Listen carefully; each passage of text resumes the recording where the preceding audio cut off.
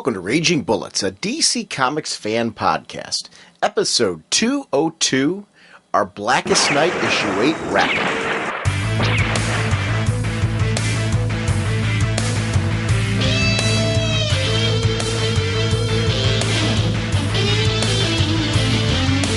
Welcome to Raging Bullets. I'm Sean Whalen, Dr. Norge in the comic forums, and I'm joined as always by my co-host Jim, the sensei of the Whatnot Segulin.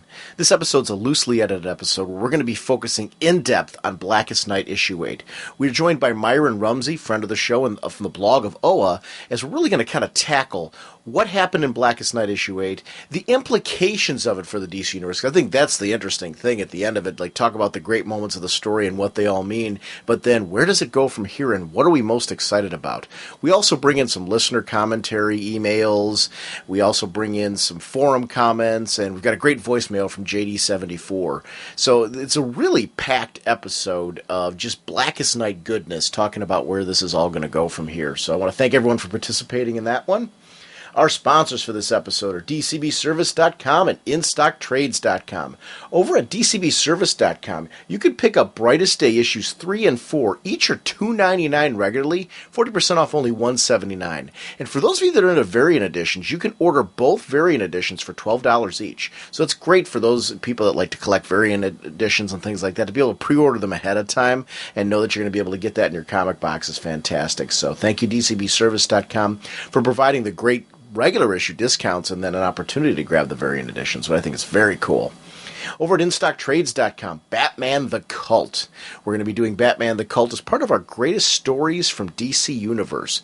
This is a 4-issue classic that was written by Jim Starlin with great art by Bernie Wrightson. Regularly $19.99, 47% off, only $10.59.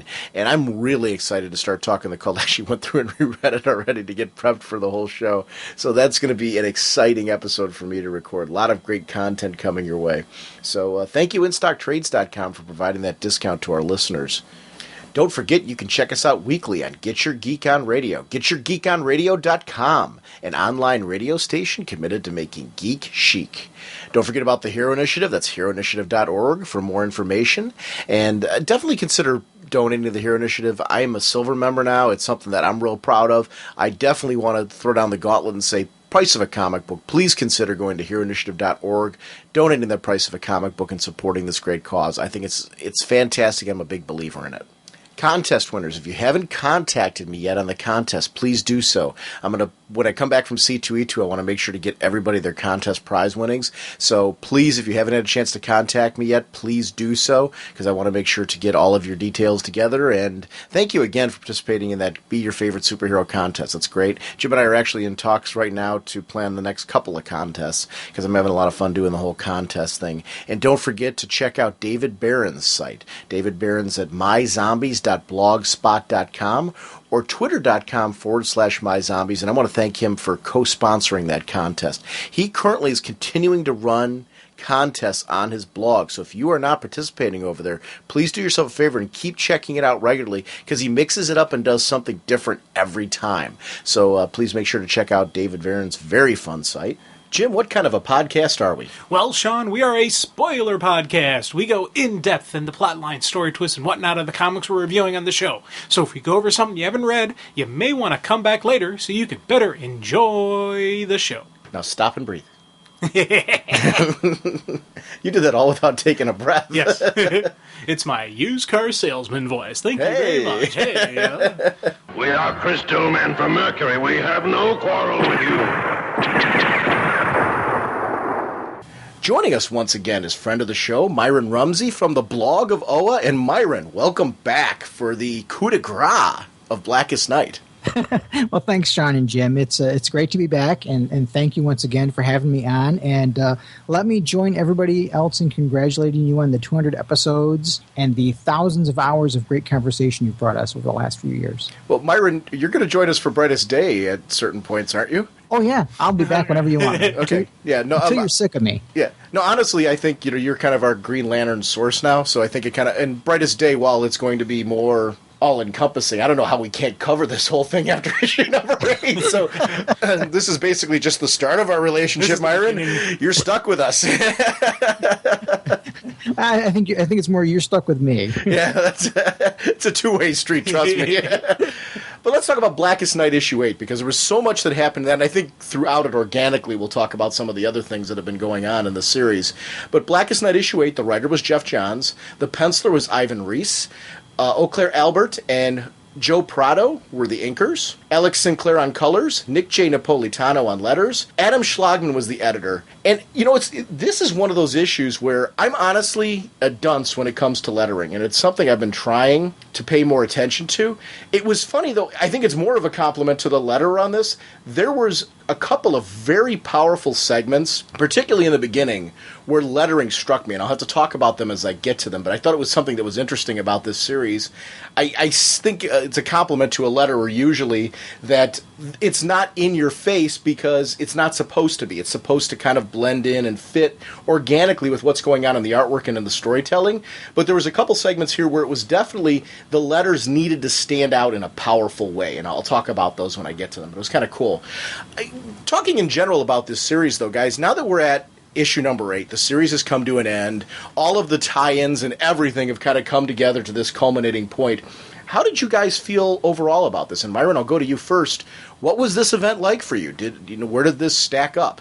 I really enjoyed it. It's interesting. When Sinestro Corps came out, it kind of came from left field. Nobody knew it was coming, so you didn't know what to be prepared for. And it really hit on all cylinders. And going into Blackest Night, my one big concern was that we had, a couple years of hype building into this. Was it going to live up to the hype? And this event, looking back on it after reading all the issues, you could look at it simply as another crossover event, summer movie, blockbuster, zombie, superhero, horror movie, or you could really take this to another level and look at Jeff Johns' discussions on the origin of life in the DC universe and what the value of life means to each one of us individually. So I think it hits on a lot of different levels. I was really, really happy with the whole thing. Oh, God, yeah. I just got to echo a lot of sentiment there. This was one of those things where I've read this series, probably each individual issue at least 3 to 4 times before we discussed it. And then I've since gone back and I've reread it through 1 through 8 just in one sitting,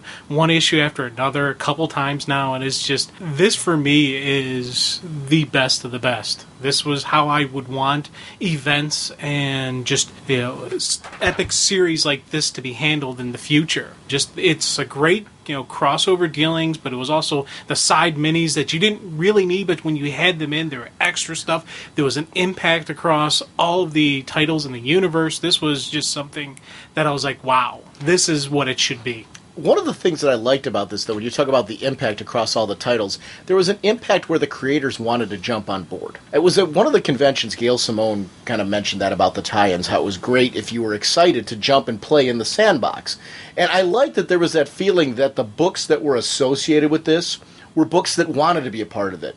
And how those issues, and I'm talking about the crossover, not talking about the minis themselves, because those are kind of a separate animal. I'm talking about actual books that cross over into this, like your Doom Patrols and your Secret Six. And I liked that it felt like the creators really had stories they wanted to tell during Blackest Night. Yeah. And that they were stories that in their own way forwarded the events that were going on in those titles. So it wasn't just like, ooh, we're going to stop what we're doing in our books right here, go to Blackest Night, and then that story is going to be kind of a limbo story that's just kind of hanging and swirling around in there, and we'll go back to what we were doing. I give them a lot of credit for that, because that to me added to the event, was that it didn't get force-fed into every single title in the DC universe. It was titles that felt like they really wanted to be a part of this event and really had stories to tell that fit their books. I think that was cool, yeah. And that added to this. This may go down, and the only reason why I'm cautious to even say it now is this may go down for me as one of my favorite events ever, if not the favorite. The only way you can tell that is over time. And there hasn't been enough time that's passed for me to say that right now. But the journey for me was incredibly satisfying. Every month, I never had a moment where I was like, oh, I got to read another Blackest Night story. I was chomping at the bit. If it had a Blackest Night label on it, I wanted to read it. And after I was done reading it, it just added to my excitement for the whole event. And I think that's a testament to the main story itself. If it's not delivering and not giving you something to be interested in, you're not going to care what ties in with it. You could tie 700 books in with it, and they just don't matter because you're not enjoying the ride. And I've been throughout this whole thing, and I think that's a testament to this event. And I do think this is going to go down easily in my top 5 of events, if not top 2 or 3. So, I don't know. It's kind of curious for me. But I did like that aspect of it. I think tie-ins are always like, are they of value? Do they matter? You didn't have to read them. Yeah, true. But when you did, there was something satisfying, and I think that's a testament to it.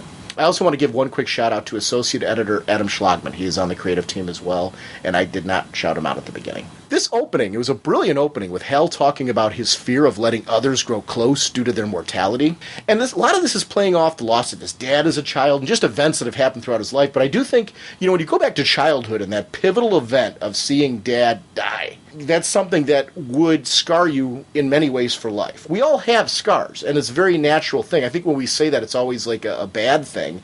I think some of the scars, as well as experiences you had in your life, are things that help form you, and it did make Hal who he is, and I thought that was very cool.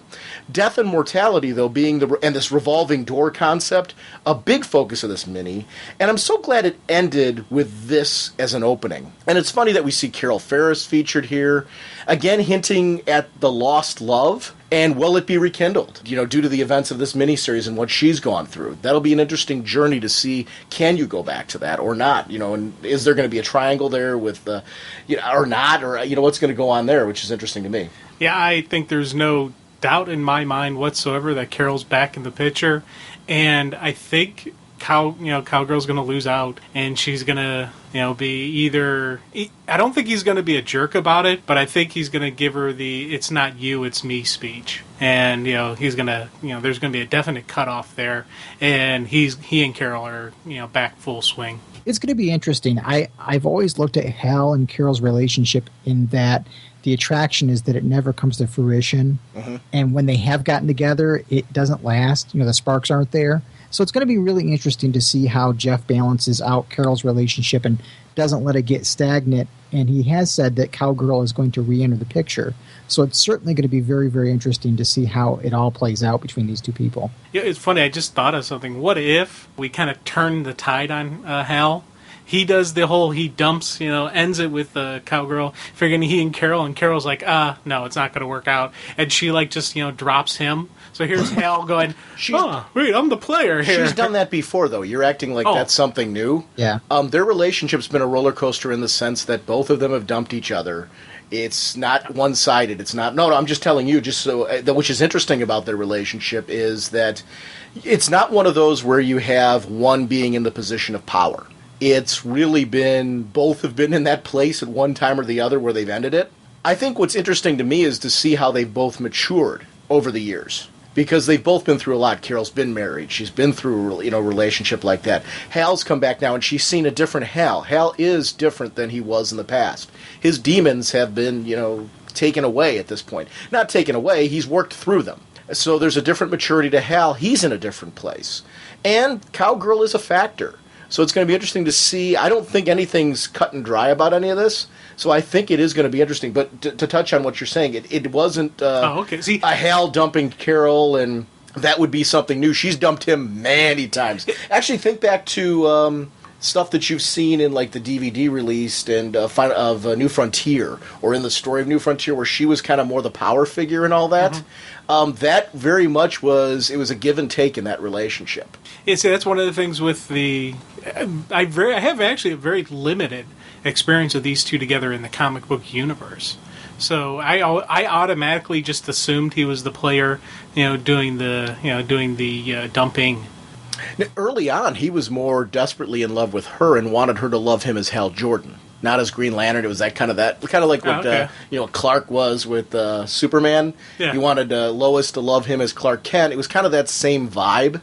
That changed over the years when Carol, knew the duality and fell in love with him, where it, kind of roller coastered between the two. But it's been an interesting relationship. Yeah, it always seemed like they were always in two different places and never on the same page.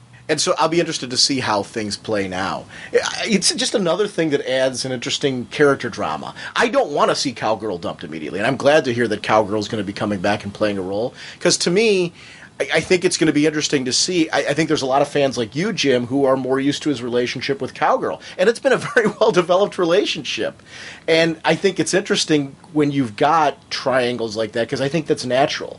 I think that there is something very human about that and very real. And let me just clarify one thing. So I don't want him to dump Cowgirl. I do like that relationship between, as you said, that's really the longer, more knowledge of seeing those two grow, together and all that. So it's, I'm saying that he's probably thinking he's going to dump her, but I really wouldn't want to see that happen. It's something I like. I'm on the same page with you. I like the character, and I would like to see her stick around. So it is an interesting. It's for me. I think one thing's going to happen, but in reality, I would like something different. See, and I don't know that I should probably clarify that too.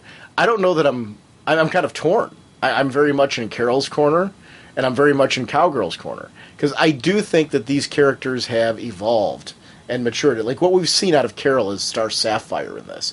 I don't think Carol could be as in control of being a Star Sapphire years ago. I think that's something that is in place now because she's a much stronger person now. And I think that that's something, she's seen something new in Hal, Hal's seen something new in her. They've both been through this huge event together, which is either going to bring them ultimately closer to the point where they can have a working relationship, or it's not. I don't know. And the question is, what is Carol's role as a Star Sapphire going to be like, and is that going to get in the way of their relationship? Are they going to have different ideologies out of this? I don't know. Because she's not dumping that role. Oh, no. She's going to stick it around with that. And it's funny. Part of me would actually, like to see her and John. I don't know. It's just something, like this, the person that, their two personalities, I think they would work. Well, that would certainly be interesting because Carol is the one that killed Kat Matui. Ooh, which would be, yeah. And yeah. That'd be a really interesting relationship. I think I kind of, in this weird way, I kind of want to see John with Fatality. Because they've kind of had this weird kind of, this hate-hate relationship. Yeah. But they came to a very different place during this event. And it is interesting how, can true opposites attract? I don't know. It is interesting to see. I want to see more John coming out of all this. Yes. Because I thought he was spotlighted in some really cool ways during this. And I do want to see John's role increased. But now you do know that John is going over to Green Lantern Corps. Yes. Yeah. So I think he's definitely going to get more face time. And he needs to. I think that's a great move because he's a character who I think everybody wants to see. And with the shuffling that's going on with the characters, with the third series coming in, there's definitely room for John. But, it also brings up the question is, will we see another Green Lantern to be Hal's partner? Oh, very true. Or does his going to Green Lantern Corps mean, though, that he's not Hal's partner? Because you figure all the people that are in Green Lantern Corps are from different sectors. So technically, John still being his partner. Yeah, see, well, you got Guy and Kyle who were in Green Lantern Corps. So if we're going to now have Guy, Kyle, and John there, are one of them maybe going to shift over to Green Lantern? I think that's supposed. No, I don't think shifting over to Green Lantern. Guy's getting his own book. Yeah. Guy's getting his own book. Oh, okay. Yep. Yeah, there's going to be a third Green Lantern title. Right. That's going to be an interesting relationship to see what's. Now, is Kyle going over to the new book, or is he staying in Corps? He's staying in Corps with John. Oh, okay. And Ganthet. Yeah, that's the one I'm really curious to see what they run with Ganthet. And then Tony Bedard is on that book with Peter Tomasi going over to Emerald Warriors. Peter Tomasi, I'm so glad he's sticking around in the Green Lantern universe because he needs to be there. Tony Bedard, I think, is going to be brilliant in the Green Lantern universe. Oh, definitely. I think he's got the right kind of like mindset and just structural ideas. We've seen in past stuff, and he's going to have a nice, big, thick, solid universe to deal with, but also a large variety of characters and a great writing team. Yeah, and he's going to mix. I see him mixing some stuff up. Going with kind of like how when Green Lantern Corps came back with the Recharge, where you got to see a variety of people. It wasn't just the same old players; it was new people. I can see him kind of maybe even freshening some stuff up again. Black Hand's role is obvious when it comes to mortality, as we talk about in the beginning. Sinestro's role in giving Hal like a new lease on life because he was originally like his mentor as Green Lantern, and it really did, when Hal became Green Lantern and taking on that role was something new. It was that sense of adventure coming back to him. And Hal's decision, though, to go against his mentor and become his own man and stand against Sinestro, it was funny how that whole first page was about Hal's life and death and coming back again and being able to stand at the man he is now. It was kind of looking back at all of these people that have had a major role in recent years on him. Then we flip the page, and this is where I want to compliment the letterer, which, it's a gorgeous 2-page spread.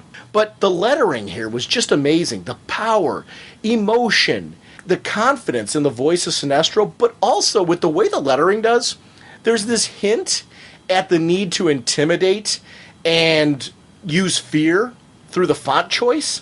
I'm trying to notice lettering more, and this just stood out for me as it complemented the amazing visuals and added to it. So, it was just, such a beautiful 2-page spread, and the lettering only added to it and increased what I was seeing there.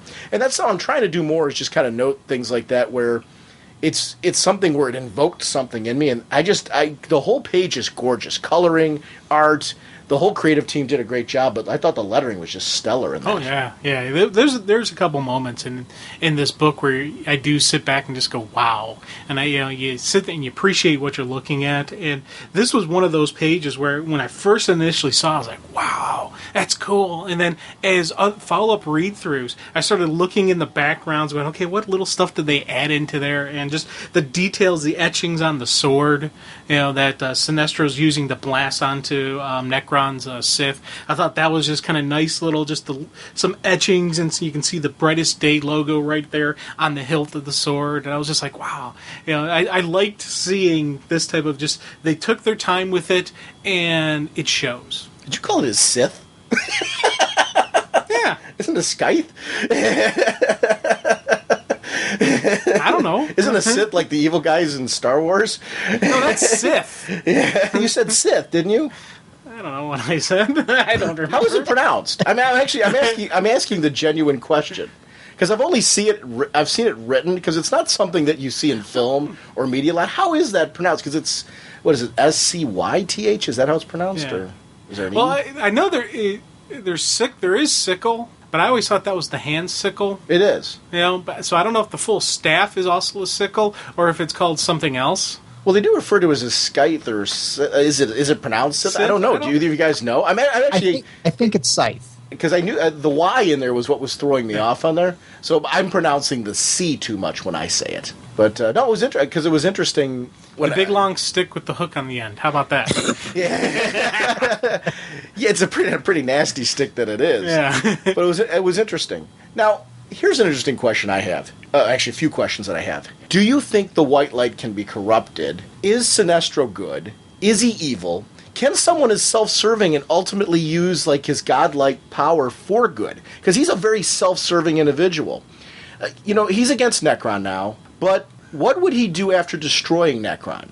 If he continued on in this role? And I'm just running through the assumptions that, what if he got the power after this whole thing was said and done, if he's the one that grabs the lantern? Would his continuing to wield it be good for the universe? What do you guys think about Sinestro if he were to continue or regain the White Lantern in this particular case? Yeah, I don't know. It's I don't think his character and his ego would allow him to hold it and control it for very long. As we see play out here, he can't. But could he have welded it past this point? How would he have been? I don't know. I think that the white power, the White Lantern, isn't necessarily good or evil. I think a lot of it depends on who's wielding it and how they do it. But I don't know. It could go either way. It's a great question.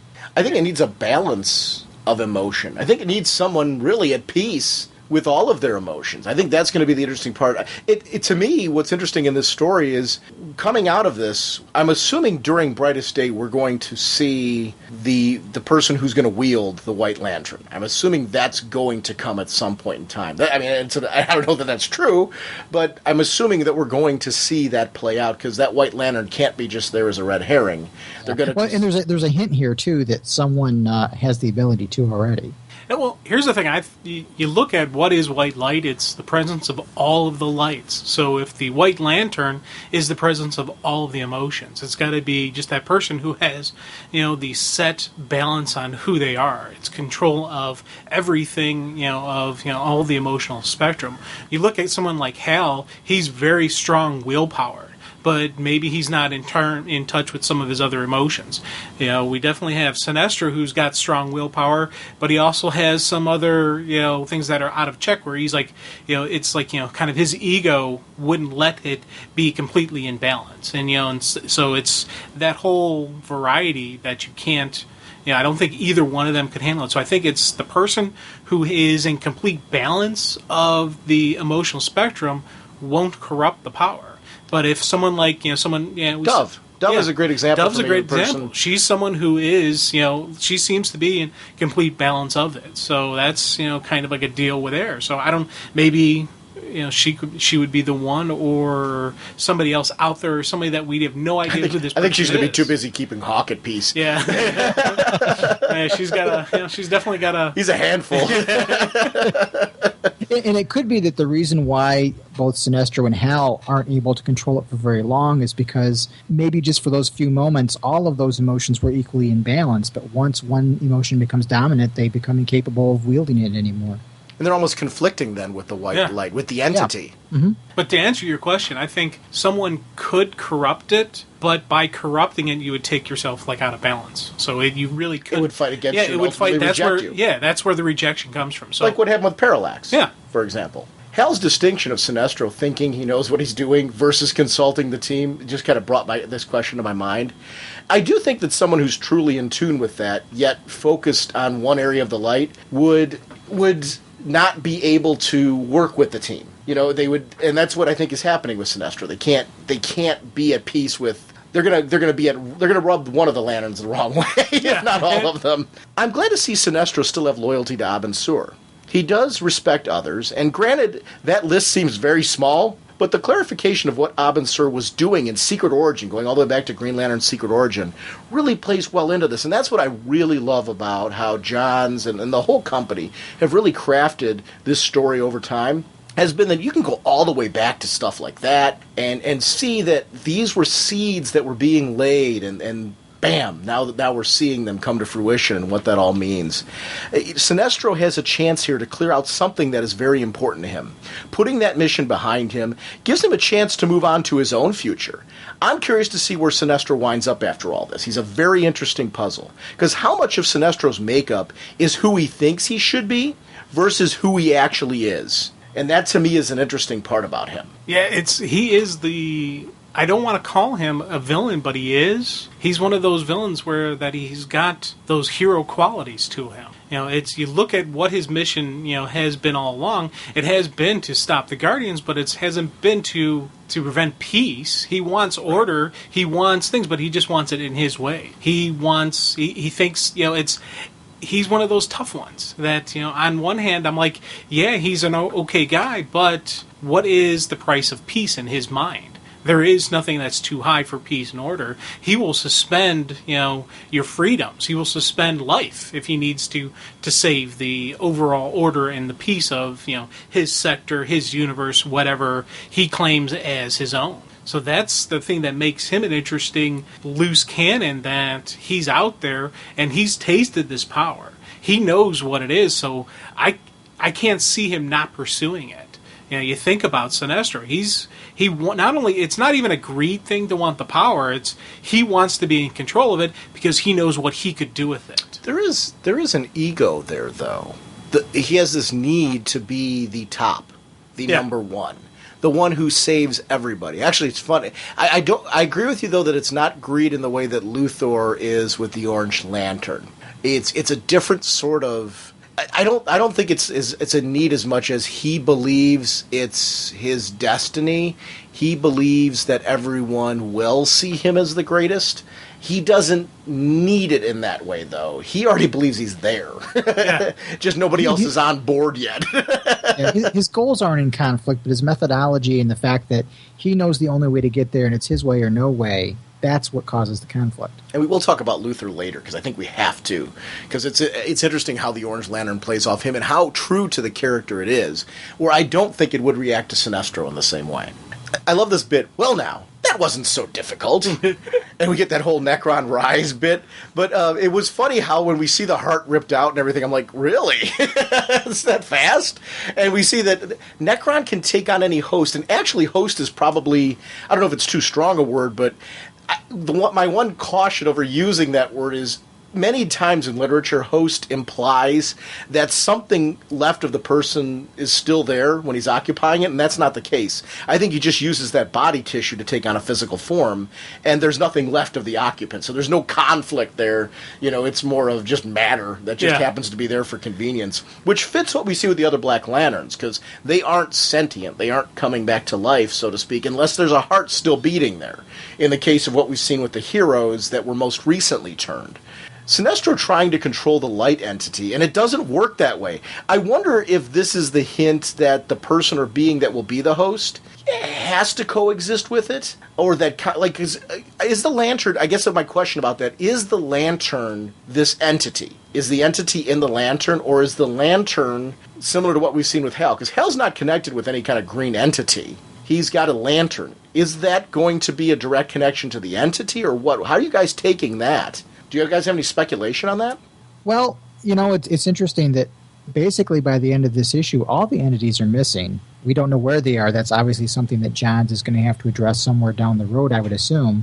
So I don't think the lanterns are tied directly to the entity, although in this instance there is no lantern yet. So I think right now, in this point of the story, Sinestro is drawing his power directly from the white entity at this point. Yeah, so I don't know. I'm curious to see how that's going to happen. I do like, one of the reasons why I wanted to go back to this negative reaction that we see here, it actually reminds me of what we saw with the Spectre and Crispus Allen. How because he hadn't embraced his role, it had a negative effect on the Spectre as a whole. Yeah. And in this case, because Sinestro couldn't embrace the peace that is needed to be the connected with the white light entity, there is that kind of friction reaction. I think it was nice to see that it tied in some ways to what we've seen with the Spectre even, who is not tied to the Green Lantern universe, but it is this entity. He is an symbiotic outside entity. Mm-hmm. Yeah, a symbiotic relationship that it's definitely, and funny because I didn't see the comparisons or similarities before until just now. But yeah, there is that part of the thing about the Spectre relationship, the Sinestro relationship. It's not just about control. It is about working with and becoming. It's a fusing of like minds type deal where you have to be at peace with each other to actually have the true aspect of the power. Arguably, all of the lanterns, if they were to connect with an entity would need that kind of peaceful relationship, and even Rage would need to be equally enraged with the entity. It's going to be interesting to see how that all plays out, and if we're going to see hosts. I'm very curious to see what happens with the entities in the future, because I think that concept it takes it to a different level. Luthor is completely taken by the orange light. He wants all the rings, has the need to be the savior of our world. He wants the praise, the accolades, and verification he was right all along. He believes all that, but needs and wants others to give him that because it belongs to him in his eyes. It's mine, mine, mine. Yeah. And he really does feel that all of that praise, all of what would go with that, adoration of people want him as a savior, and that really is what it's about for him too. He's not the type of guy that would quietly and humbly accept that. He would want that praise. I think he would give a public appearance of being humble, but he needs that. It's a desire. It's something, a craving that he feels. It's a disease. It's a sickness in him. It's an addiction that he needs to have this type of look what I am Lex Luthor, savior of the universe type deal. And he wants that validation. Yeah. Definitely the validation. And it was interesting because if you've read the Secret Origin stuff, you see where his beginnings and where he comes from. Kind of really adds to why he wants this validation, why he wants everyone to think, yes, he is right, yes, he is just something above what I am. Victory is mine, Baldy, and if you had hair, I would take that too.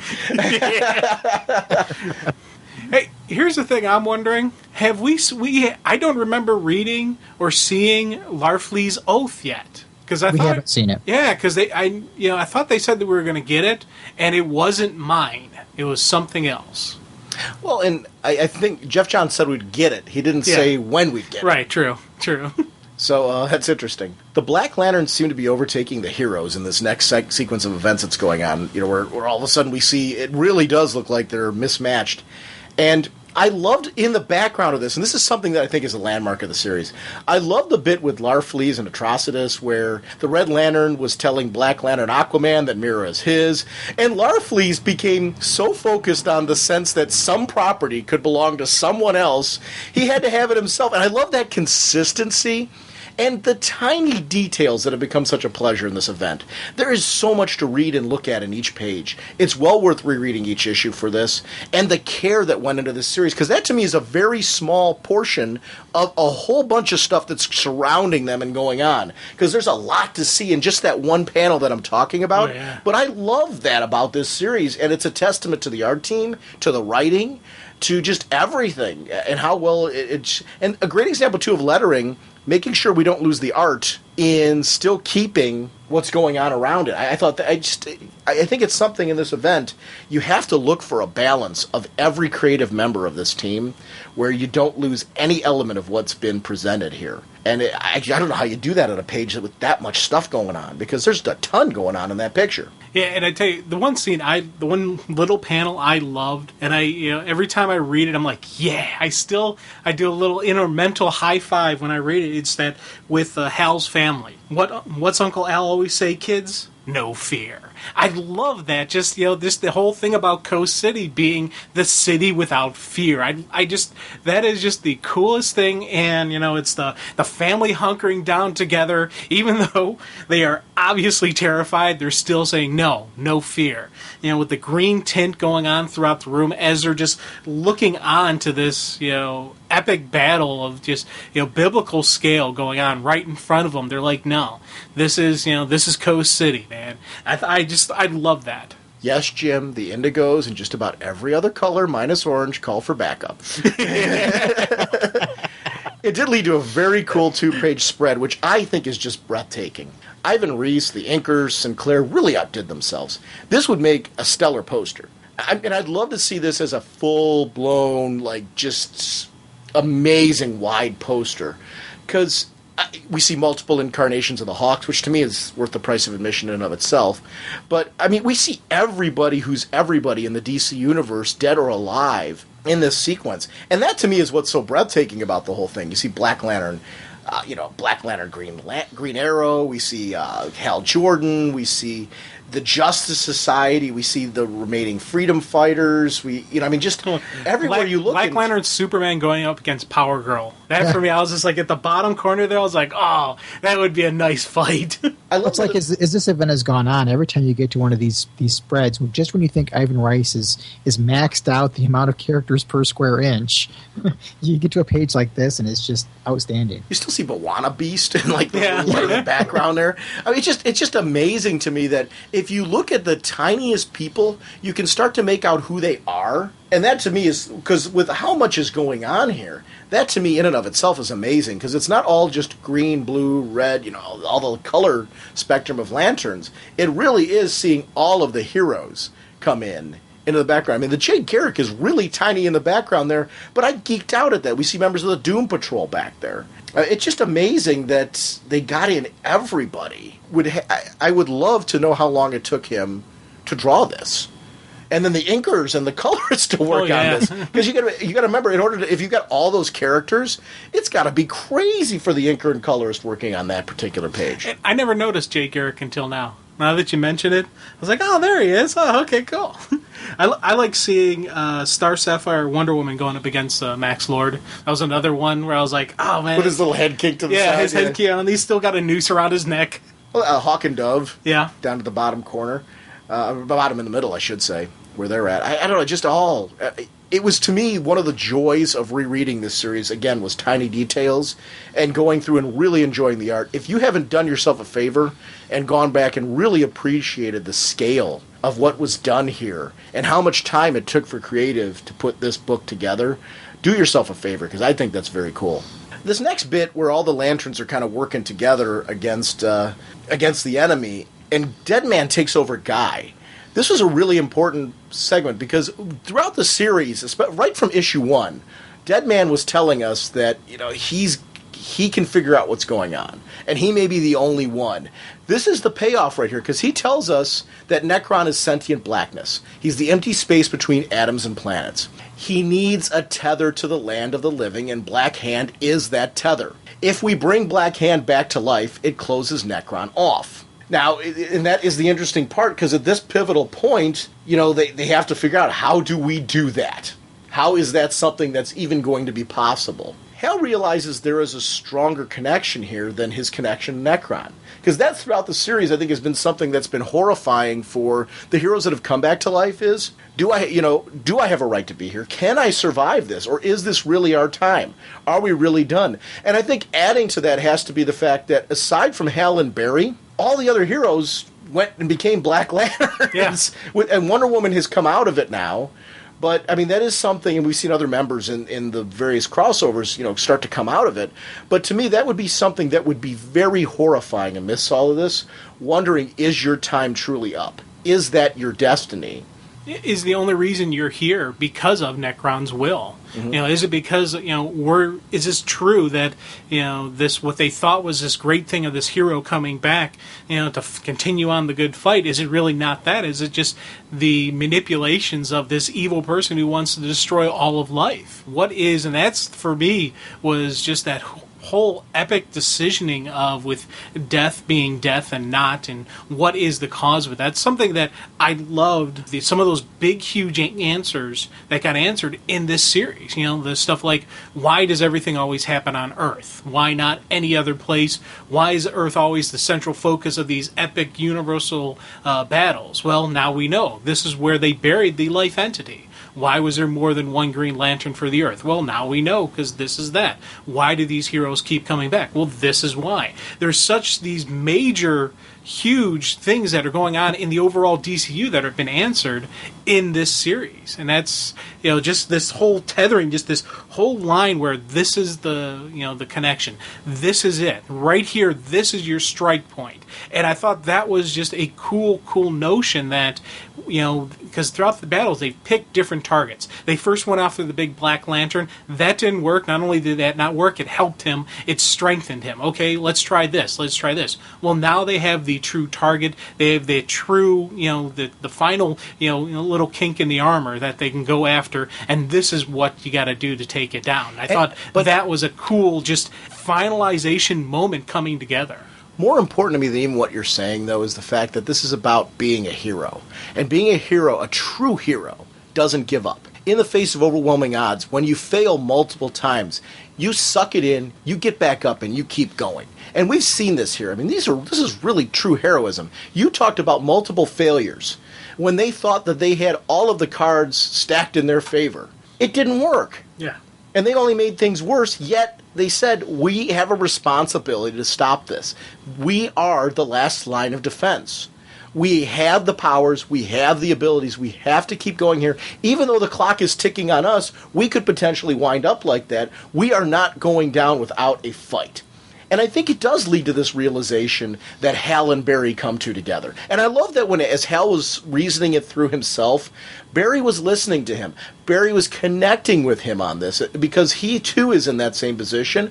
But it's funny how the two of them make themselves more heroic because they're playing off at each other. And I've loved and adored their relationship throughout this. I think it's something that only continued through this issue. Yeah. I am a big Barry fan right now, and this is something where it's his Flash Secret Origin issue. Oh, yeah. I thought was just tremendous. Like, it's the more I'm seeing of Barry now, the more excited I am for the new series and just, Brightest Day. Oh yeah. Did you pick up Myron? Yes, I did. Yeah. What did you think of Barry Allen? Because really, basically, this is the series that's going to be now tying in to Brightest Day. How are you connecting with Barry Allen now that he's back? I know it was only the Secret Origin issue, but there were some good stories in there. Oh yeah, it really. I was really happy with the whole thing. I looked at Barry, and Barry was obviously he was the Flash I read when I was a kid, and there really wasn't a lot of characterization there as much as Johns has put into it now. And I love seeing how he and Hal are playing off of each other. I love too about that, and I'm gonna recommend that Secret Origin issue to anybody. Like if you skipped it because you were like, well, I'm gonna try issue 1 and go from there. Do yourself a favor, if you read issue 1 and you enjoy it, make sure you go back and pick up that Secret Origin issue. Because what I really liked about it is, in between even the stories on those like fact file pages, flash facts pages, I really liked that it laid out how Barry's universe has changed and what he brings to that. And how there's a lot of corruption going on in his world, and how it's very much a today world. It's funny how we look at the Flash's universe and say it's kind of a blast of the Silver Age. Central City is a very much today with the high speed that we all work at nowadays. Everyone's got, portable technology that connects them all the times with texting and instant messaging and stuff like that on the go. It fits today's move world. And I think that The Flash is going to be one of the more contemporary books out there now. If you were on the fence about Barry being back, it's definitely worth picking up. One of the interesting things I kind of, the line I liked when they did the Flash Rebirth, when they're talking about when Barry, it was Hal, and I can't remember who he was talking to, but it was about Barry finding the internet, and he thought it was too slow. I thought that was interesting, just that kind of like notion, and now looking forward to seeing what he's getting into. I'm like, that's something I'm kind of curious to see how he deals with that, because as I said, Blackest Night here has been my exposure and introduction to Barry Allen, and I'm excited to continue on with what I've seen here. And well, since it's Jeff Johns writing it, it's going to be just the same character I'm seeing now. I'm going to see a continuation of him, so I'm really, really looking forward to that. I'm also highly interested in his relationship with Iris. Yeah, on the surface, she's thrilled that he's back, and he's thrilled to be back with her. But there's going to be growing pains of coming back together after so much time and so much happening, between the two of them. And I'm going to be interested to see that exploration of them finding their way back together and what that. I like that kind of thing. I'm interested to see, because I like I like some romance in my comics, and I want to see how does that long lost love find its way back, and how do they make that relationship work in a very modern world after so much time has passed between the two of them. I'm anxious to see that. That's something that's interesting in that relationship.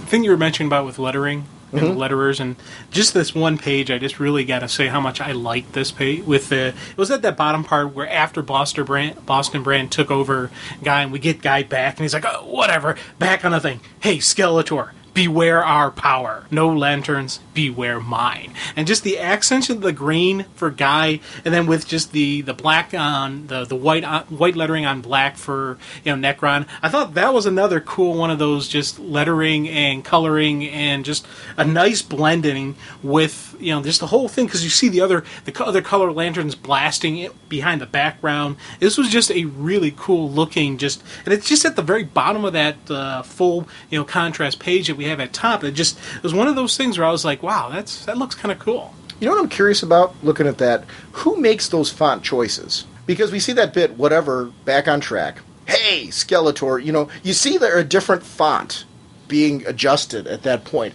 I wonder if that's something that is in the script, or if the letterer has the freedom to make those choices, or if it's something that's drawn. I'm wondering how that all comes about, because it was a good choice. It was a nice build from a smaller text to more powerful text, where it's in your face there, and that does build momentum in your reading, where you get an emotional reaction from that. And I wonder where I'm assuming that's something where a letterer has a lot of freedom in that area, depending on who they're working with team-wise. But I'm wondering if that's something that's noted in the script, or how that, I would imagine that the writer would say, hey, you want to really accentuate certain words here. I would love to know where that comes from, because I think that's interesting. And so it added something to that page. No, definitely. Hal realizes there's a stronger connection than his connection to Necron. He helps the other heroes that recently turned to see it too, and they all begin to choose life. And I love this bit where you see Black Lantern Superman, it kind of come past his own ring, because he's hearing what Hal's saying, and he has a heart there, and there's something to connect to. So we see this moment where a powerful, compassionate hero like Superman is able to fight past that because he's choosing life, and he's chosen life so many times before. Now, and here's where it's interesting. They do this every day. They save a life that would have otherwise ended. Banded together, they use the white life to make a return, which sets off this chain reaction, because through that chain reaction, we see them freeing the anti-monitor from the battery, where he comes back to life. But that 2-page spread of, if anyone's part of the White Lantern Corps, it's us. Gorgeous. I mean, seeing these heroes in white with these white variations on the costumes, we talk about how the DC heroes are, and it's something in JLA Avengers, they kind of talk about how the DC heroes are sometimes looked at as godlike, and they present themselves in that manner. In this moment, this is a godlike visual, where they look like something more. They're heroes you want to be. They're heroes you look up to. There is something awe-inspiring about them in all white like this. And they look powerful. Yeah, I love the White Lantern Superman. This, and it's a variation, once again, on the Superman costume. But it still has... It has the big broad the symbol on the shield on the chest, but instead of the big S, it's the Brightest Day symbol. But then you look throughout just this whole costume, they shifted it around, and I thought that was just a cool way to go with it. With when we had the Black Lantern Superman, they had to tweak the costume as well. So continuation of the tweaking going towards the white. I thought that was just I really like this page. This is another one of those pages where I want to see a poster, where I'd like to see, the full page, absolute version of this. Because this is one of those things where you can just sit down and you can stare at it for a little while going, wow, this is cool. I think we went through these years where in order to make a hero cool and interesting, you had to make them darker and darker and darker. And I think it's interesting, and I'm for that. I think there's certain heroes where you do that and they do become more interesting. So I'm not anti that. I think it's worked in many times. But what is impressive to me is just how awe-inspiring these characters are in white, where you see the brightness and the heroism in this story, to me, is so much more powerful in the fact that you see them continuing to fight back. And I think what's happened here and what made this work, John's created a threat that is so dark and so believable and so kind of like, whoa, how can they possibly defeat this? That there is something about seeing these acts of heroism and this brightness from them that to me just seems powerful. They're just, that this group of people that we're seeing in this 2-page spread will not stop. They will keep coming. And whether they're going to lose battles, they're going to keep losing battles. It doesn't matter. They're going to keep getting back up, they're going to help each other back up, and they are going to find a way. They overcame these rings. Yeah, they overcame death multiple times, and this time was once again them choosing to live, raging against the darkness, not, laying down, never say die, whatever, comment you want to throw out there is what it is. And I love just how they had the life doesn't give us purpose, we give life purpose. And I thought that in itself was just a cool statement as to the nature of a hero, who they are, what they are, why they're going to do what they're going to do. And it was one of those hoorah kind of moments, just like, yeah. As a group, go ahead. I was just going to say, it's one of those cases where Jeff Johns has kind of buried a piece of personal philosophy inside of an action scene where if you're reading it just on that one level, you see it as that piece of action dialogue, but really you can take it as a whole lot more. As a group, they together, because of the different varying emotions that they are able to convey and that are their strengths as heroes together, they together are able to connect with this white entity in a way where they're able to now do something that Sinestro would not have been able to do on his own. They're now bringing life back. And life that, this is where we see William Hand of Earth live. And in that moment, it's just, and this is where the tide really begins to turn. We actually see this having a huge effect on Necron, where it is something that he is feeling to the point where he's like, it burns. But that wouldn't have happened until these heroes, came to this point of connection saying, we choose life. This is who we are. And they are all, easily, if we kept going with different emotional, connections for these heroes, there are different elements of them. Ollie Queen, you could argue, would be very much into the whole rage thing. And, there are there's different archetypes in there, in this grouping, where maybe they aren't 100% one of the emotions, but between all of them, they definitely embody the emotional spirit right there. I don't know who would be Greed, though, because I can't see one out of the batch. But all people have a level of greed in them. Right. And it's even not just a level of greed, because you can kind of look at, like, they seem to be at peace at this moment. They're at peace at this moment, which is the best way to say it. You can't find a more emotionally balanced group than what we're seeing right there at this moment. They're all at this point where, together, they make themselves at emotional peace. Yeah, it's the strength of, the strength of the individual strengthens the group. And that camaraderie. I just loved that moment. It was just something that was special to me. But now, all of a sudden, we start seeing that this burning as it's going through. And it's coming out of, which is interesting to me, it's coming out of Black Hand. He's the Bruce Skull now. And I thought that was cool, where he's, puking up the White Lantern rings, and they're using him like they use Bruce's skull. I thought that, for me, I was like, yeah, all right, payback time, guy. Talking about the artwork again, freeing the Anti-Monitor from the battery. Anti-Monitor versus Necron, very impressive. We know the Anti-Monitor is also a godlike power, but I loved the scaling, that everyone is just very tiny to him. And that was something to me that stood out in that battle between the two of them, that Necron's still, talk about not giving up, Necron's not willing to give anything up either. And I am your prisoner and power source no more, Necron. Then you are nothing. Go back to your own universe, creature. This one is mine. And he sends him back to, the antimatter universe. Presumably to hang out with the crime syndicate or whatever. Is this the end we're going to see the Anti-Monitor? Well, he's sent back to his own universe. Why would we see the end of him? That's what I'm, when is he going to come back into this picture? And if there's a lot of people we got to say that about, though. Yeah. Well, were you taking this that this was the end of the Anti-Monitor? Well, that's what I'm wondering. Because I can't. I'm sitting there going, this can't be the end of him. We got to have more. It's more of an open-ended. Were you question taking it as the end of? No, I was going to say, because there's nothing there. To me, it actually indicates just the opposite. Right. He's been totally restored. Yeah, that's what I'm saying. Because the Anti-Monitor, he wasn't the best thing for our universe out there. So if we have now the Anti-Monitor, what about he wasn't the best thing for our universe. Well, he wasn't. He was involved in a little thing called Crisis on Infinite Earths. Just a bad thing. We had kind of a bad day thanks to him.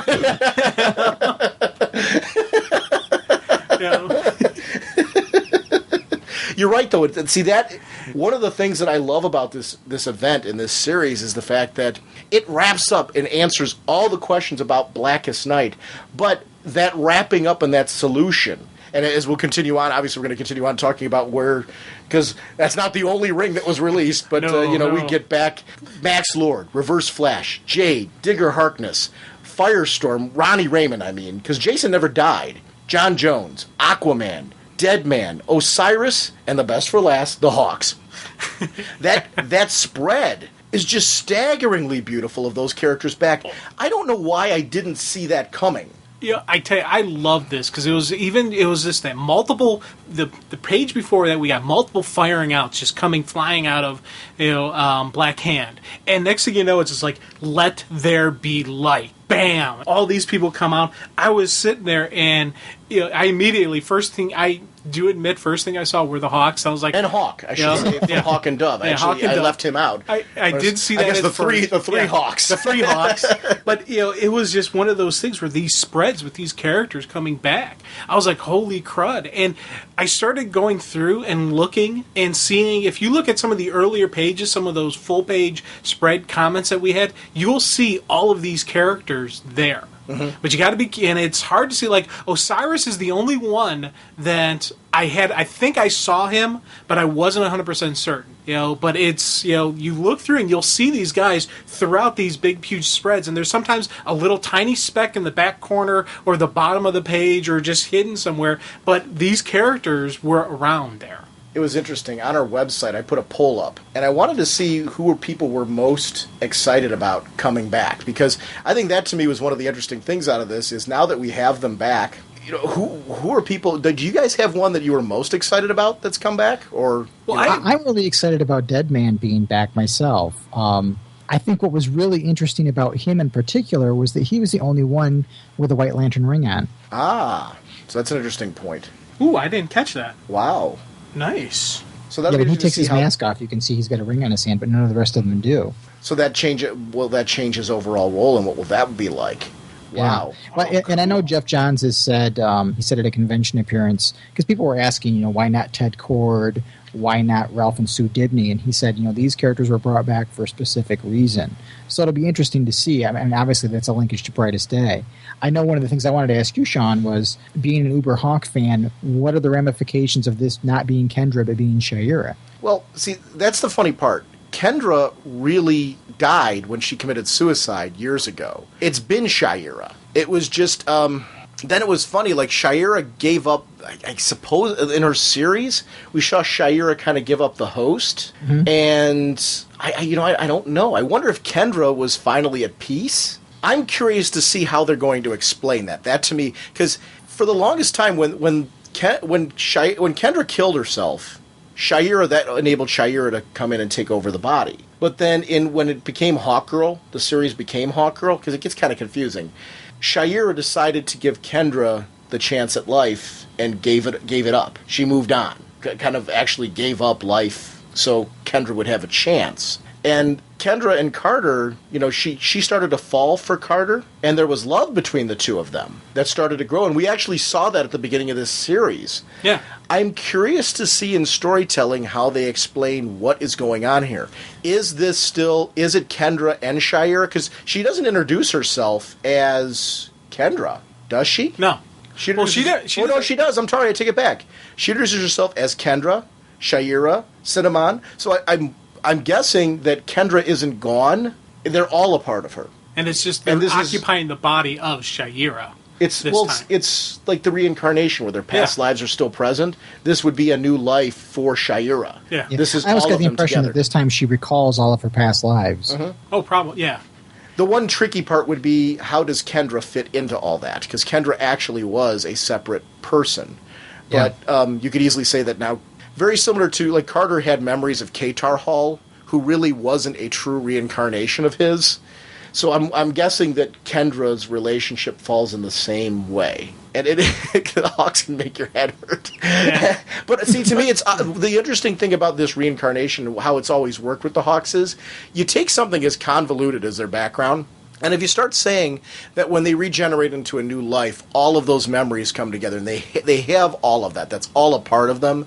As their Doctor Who does this a lot. Every time he regenerates into a new body, there are new personality traits, but yet he has the memory of all of his past lives to pull off of.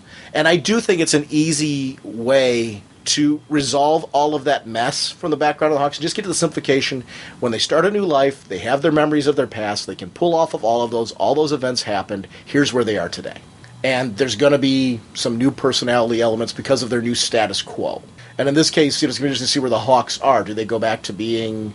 I'm assuming they would go to St. Roche and go back to being archaeologists again. Could they be on the Justice League? I want to see them somewhere. I've got to see them somewhere. I'm almost thinking now, with both of them back, I would like to see them on the Justice League. Oh, definitely. That'd be kind of neat.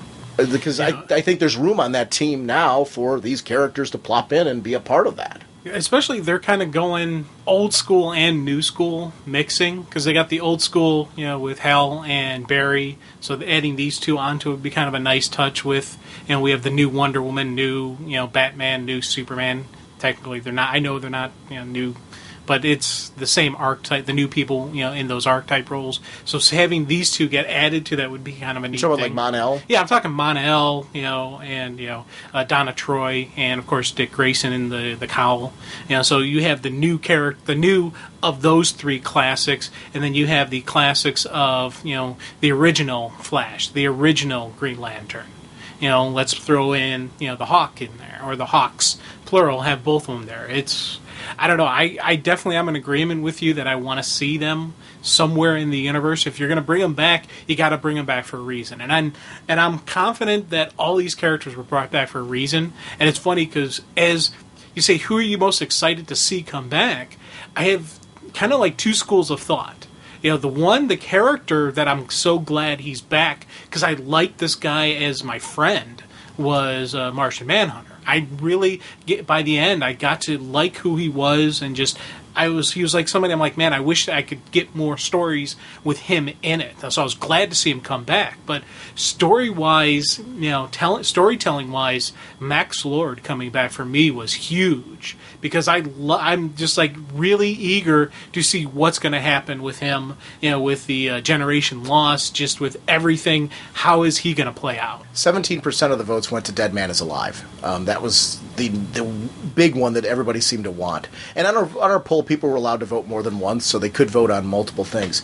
Aquaman and Max Lord were the next two as the ones that were interesting to people to see. Yeah. And I'm glad to see Aquaman getting some love. Yeah. Because I'm excited to see Aquaman back. I love Aquaman. I loved him before he died, and I'm glad. I loved the way the visual, too. He came back with a very powerful visual there.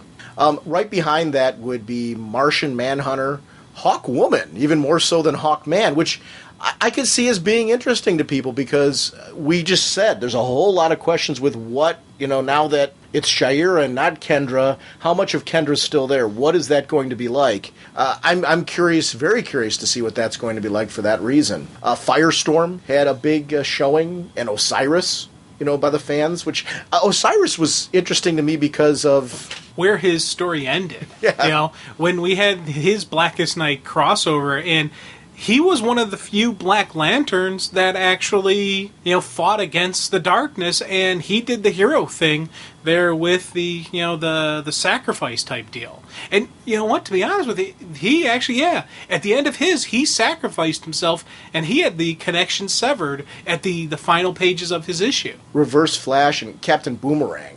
Captain Boomerang's very interesting to me because his son's dead now. Yeah. How is he going to react to that? How are the Rogues going to react to his being back?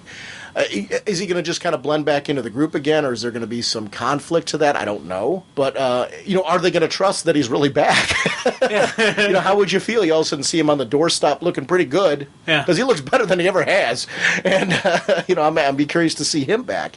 But I like that character being back, because I think there's something interesting about Digger Harkness. So I'm glad that he's back as well. And you think about it, with the death of, the son, how he actually went down in the limited series, because he broke the code of the Rogues. No women, no children, and he was killing kids, while feeding them to his dad. So that was something that, the whole thing, they're gonna kind of deal with that, and I don't know, it's going to be interesting. He's one of the other characters that, I think the villain side, he's going to be interesting to see if they do more within just pop him back into the Rogues. I think we're going to have some adjustments on his part, and I'm kind of curious to see if he has remorse over the fact that he's the one who killed his son. More interesting than just the characters coming back is how each one of these characters creates a whole lot of story potential. Yeah. And that Digger Harkness bit that you guys are just talking about is, to me, I think something that's interesting, because, first of all, he didn't kill his son. He wasn't under control of himself. Right. But is there going to be a reckoning with the rest of the Rogues for throwing him, or is he going to say, this is our code? Because would they do it with family? I don't know. Well, I don't know. I think they would. That's a tough call. But, something just dawned on me. I'm like, why didn't I even think of this before? What's Tim Wayne going to deal with now? Because the guy who killed his father is now back, whereas his father didn't come back. Is there going to be a reckoning there? Yeah, that's going to be a huge problem. You're 100% correct. Hawk being back with Hawk and Dove, I'm very interested in seeing that. The Reverse Flash, I kind of expected him to come back in some capacity because he was jumping back, but now he's fully alive again. So what does that mean for his future? I don't know. I don't know what that means for his storytelling. I put down for a joke the possibility of Hawk babies. we got 4 votes. We got 4 votes? Oh, okay. We had 144 votes, which I thought was pretty interesting for a week-long poll. Yeah. So thank you for everyone that participated in that, because I wanted just to get kind of a listener vibe as far as what people were excited about. I'm not surprised that Dead Man is Alive was the number 1 vote getter. I am, to be honest with you. It was something neat, and I was like, wow, okay, that's kind of cool. But he was never a character that I was really like, jiving with or had like this passion about. So I'm actually, for me, he was that's kind of neat. But I was thinking, what about this? What about this? I'm thinking of story possibilities going on with these other characters. He's been dead for so many years, though. To all of a sudden, he's completely alive again. You know, I mean, it's a completely different MO for him. You got to think they're doing something major with that. Yeah. Well, and seeing him with the White Lantern ring and knowing there's a White Lantern at the end of this issue, and Brightest Day is just kicking off, you know that Deadman is going to be integral to this whole story. And is this him finally, through what he's done here, achieving the peace that he so longed for so many years? I mean, is this the culmination of everything he did at Deadman for years? You know, where he was like this tortured spirit? Is this going to be, or not? Or, you know, are we going to see him go back to being Deadman because he's not done yet with what he was set out to do? I don't know. And will he have, like, the Jericho-type powers? Will he be able to still jump into bodies? Will he still be able to do anything like that? You know, or is this just him? You know, he's just him. He's not anything beyond that. Here's one interesting thing to me. Who is Firestorm? Is it Jason or is it Ronnie? Because one of them has the Firestorm Matrix and they connect with the other. Are they connecting with each other now because of what happened? That's the way I took it. Yeah. So, I mean, can they connect with... Because the first thing out of Ronnie's mouth is, Adam, what's going on? Where's Professor Stein? Can he connect with Professor Stein now? I wonder if he can't. I say no. I think those two now have to merge together to be Firestorm, because they came over as connected, and then they had the unseparation type deal, and that's just going to be interesting seeing Ronnie and Jason work together, because one, Ronnie killed his girlfriend. That's he didn't, huge. Though. He didn't, though. But can Jason see that? Because Ronnie didn't. Ronnie was that was not Ronnie. Right. Well, I'm agreeing with you, but that's going through his mind, and even those are like the first words out of his mouth where he killed Jen. So, but it is different than like a Digger Harkness, for example, with Tim Wayne. Right. Digger Harkness was alive when he killed Tim's dad, so there's a big difference there. Like when you talk about Digger Harkness killing his son, Digger didn't kill his son. That was Black Lantern. Digger. You're right. Digger. Yeah. Which, I mean, and there are huge distinctions, and I mean, that's very important distinctions there, where I agree with you that Tim Wayne would have issues with this guy being back, and I want to see that story at some point with him have a confrontation with Captain Boomerang. I don't know when we're going to get that, but a writer has to go there at some point, because you got to see what that's like. And, that's an interesting story. I do think it's interesting for Digger to have to, deal with the fact that his body came back to life, was reanimated, and killed his son. But I'm going to be curious to see if he's even able to see that it wasn't really him. Also, do they have memories of what they did as Black Lanterns? Because of the way they resurrected, do they know? Does Ronnie know what happened to Jen? Or is he going to be oblivious to that? Because if you're taking a look at Hawk seems pretty confused. Yeah. That could be just his, overactive emotions at work. Does he know? I'm curious to see that. Is he aware of any of this, or is he literally being popped back to life and he doesn't know? Go ahead. Aquaman has no idea what's going on. You can see him when he sees Mira. What's going on here? And he has nothing. It's, he immediately goes to hell for, wait, what's going on? What's happened to Mira? Kind of deal where it's... whereas if he came back and he knew, same thing like with Hawk, how he's like, hey, what's going, and he's all pure rage, and it's Dove who calms him down. These people, I don't think they have any knowledge of what happened before. And Aquaman doesn't know about Garth either. Right. Yeah, huge problem. And Garth's not back. Yeah, Garth doesn't come back. Neither does Dolphin. Yeah. Any of them. So that's... because part of the thing I was thinking was, one, the people had to be there, but if, any of the Black Lantern characters where the connection was severed, there's no way they would come back. And that's what I think was the true catalyst on this. Now, the one question that I do now have is with Osiris, though, because he did have his connection severed at the end of the Power of Shazam one-shot. But he came back, and he was one of the people that I was looking for, and I really didn't find anyone that I thought was 100% him. I saw a couple characters, like, that could be him maybe in the background. So, wonder what's the deal with that. That's now making me really wonder what's the deal with him. Well, but he died at the end of his... Right. He sacrificed, as the Black Lantern, he sacrificed himself to save others. So he continued on. He fought against the Black Lantern influence. He actually did the right thing. So maybe that's why he's coming back. Whereas these other people were in the middle of this fight. When they did Let There Be Light, if you look, you'll see the Black Lantern version of all of these characters. So I'm wondering if maybe that's the key to who came back and who didn't come back. Because Ted Kord, he was already connection severed, and was buried, at the edge of the time where, the... Also at peace with their death, though. Because remember, Ted Kord when he sacrificed himself in Booster Gold, he was really at peace at that point, accepting death and accepting that was what was best for him and what was needed. So I wonder if it has to do with whether or not these people were at peace, although you could argue Osiris was at peace. Yeah. With the redemption of himself in that Power of Shazam issue. I think what interests me about Osiris is he goes home, and what happens when he finds out what happened to Black Adam and Isis? What happens when he sees those statues? With his connection to Black Adam, is he going to be able to counter the magic? That'd be sweet. I hope so. Or, is he going to have to find a new life and a new status quo failing in that attempt? It's going to be, and what is his connection going to be to the rest of the Shazam family? I don't know, because right now Billy and Mary don't have powers. Yeah. So I'm be curious to see how this all kind of plays out. It does, I agree, all lead to interesting storytelling. Is he going to be the catalyst that brings back Black Adam eventually? That would be a nice story. I definitely want to see that, just because I'm a Black Adam fan, but just the whole, where this is going. Because I can't believe any of these characters were brought back without an idea for a future story. Whether it's going to be in Brightest Day, whether it's going to be in JSA, with the Adams, with the Marvel family, maybe a continuation of there.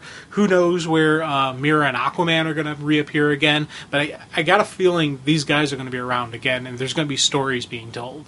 Max Lord is pretty interesting to me, because, after what happened with him and Checkmate and, his ultimate role in the death of Blue Beetle, he would have to remember that Diana killed him?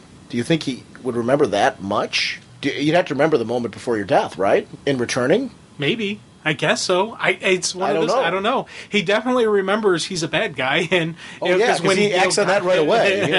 Yeah. And he immediately lashed out and got Guy to let him go, which I thought was just a really just cool moment. Guy sees him initially jumping on it, trying to capture him. No, he's getting out of there, and he just disappears into the shadows. Kind of disappears amongst the chaos and commotion, trying to figure out, okay, what's the next plan going to be? What's the next thing? And that's why just that look on his face as he's disappearing into the smoke, the mist, whatnot, for me was just a cool, sinister smirk kind of grin going, okay, time to start up again. It's interesting to me when I look at, now Sade belongs to Larfleeze. Yeah. She's honoring the agreement they made. That was, it's definitely, we're wondering, because we threw out all these ideas. What about this? What about this with the Guardians? Who knows now what's going to happen with the Guardians? Are each of the color going to get their own Guardians? Are they not going to? These are the things that I really I want to see that. I want to see what's going to happen here, because I don't know. There are some cool stories that are coming out of this, and we have a very definitive ending. And I'd love that we had that very definitive, boom, ending. And then these final pages, these, multiple pages where they're just starting to introduce what is going to be the possible outcomes out of these stories. We got this coming. We got these people back. Hey, look, and you can get that great moment with Aquaman and Mira. You get that cool moment with, with the Hawks. You got the basically introduction of Hawk to everybody else as he's just snapping, and Dove's like, no, calm down here. That great scene between John and Clark. I thought, he's like, John, you're alive. So it appears. And it was just, I had that, I was like, yes, that's cool. I was like, this is this guy that I thought was so cool that I, got to know after he died. And it was something that, it kind of angered me that I found out how cool he was after he was already dead. And I'm like, dang it. So now we're going to get some more stories. Maybe we'll get some more JLA stuff with him on that team. Who knows where he's going to be, but it's out there now. And that's one of the things I loved about this issue. It didn't go up until the very end with just a couple pages. No, they gave us, good, 10 pages plus of just this aftermath. And it's not even just an aftermath, it's the aftermath of the Blackest Night story, but the beginning of the Brightest Day story, going right into the next one, and just that flow through. I was like, yes, this is how you set something up. This is how you get me even more excited about Brightest Day. I was excited. I wanted to see what would happen next. Well, now I'm getting these tastes of what could happen, and I'm really going, yes. Well, that's, to me, this is something that's a trademark for these John's events that have happened in Green Lantern. Whether they were Green Lantern-based or, in this case, whole universe-based, at the end of these events, remember, all the way back to Sinestro Corps War, there were teasers for this. I think that's really important at the end of an event like this to say, okay, we did this, and it matters. And here's why. And you know, there's what event in recent memory matters as much as this? Yeah. I mean, so all-encompassing in how it matters. I actually care, like, Mira, there was that reveal in Blackest Night Wonder Woman that there's some secret, something that Arthur doesn't seem to even know. And, you know, whether it's, you know, about her feelings for him or, because it was connected, it was through that love, you know, I want to say love connection, but I'm not going game show with this. But I mean, there was through that connection where she was able to connect with Mira during those moments, through love, that she realized there were things about Mira and her spirit of love. Obviously, these two are in love with each other because his heart was able to connect with hers the way that we saw with Soranik and Kyle. Yeah. And how he came back. And I was glad to see that come back into play again in this sequence with her, you know, going through the whole Red Lantern thing for so long and how it had a negative effect on her, which makes becoming a Red Lantern for any extended period of time and shockingly coming back very dangerous to the life of the bearer. Well, you think about it because the Red Lantern, their heart is that ring. And that red ring got severed when, you know, the Rage was compromised by the return of Arthur. So that, you know, it would make sense that if that was her heart, it got compromised and it got stopped. Well, her real heart then, bam, is going to stop as well. So they had to give that little jump start, you know, clear kind of deal going on, which, you know, that was kind of neat. You know, you guys mentioned Kyle a minute ago. Boy, does his love life look like it's going to get really complicated with Jade being back.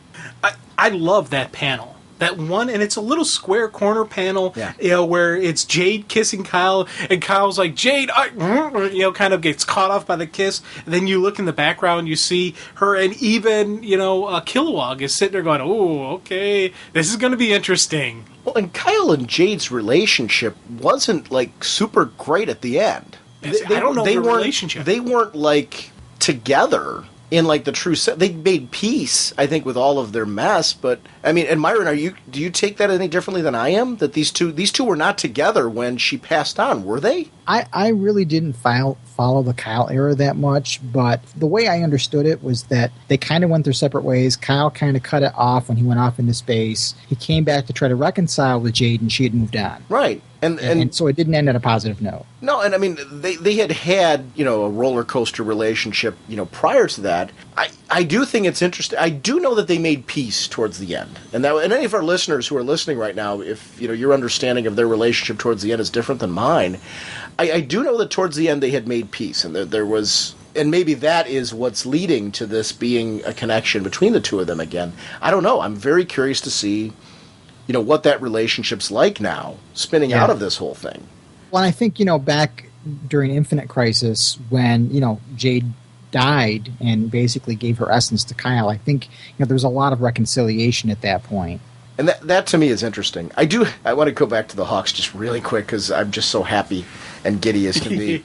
I do like that Shaira's costume now. It feels like an amalgamation of Kendra and hers. So that there is that, like, the headdress, while it's a modified version of Kendra's. You know, it looks a lot like what Kendra had there on the table, right down to her arm wraps and the whole look. It really is kind of a little bit Shaira, a little bit Kendra. You know, it's kind of, again, bringing all of her personalities together. I love the moment between the two. And I'm hoping to see them prominently in the DC universe. Martian Manhunter, too, because it's a quiet return.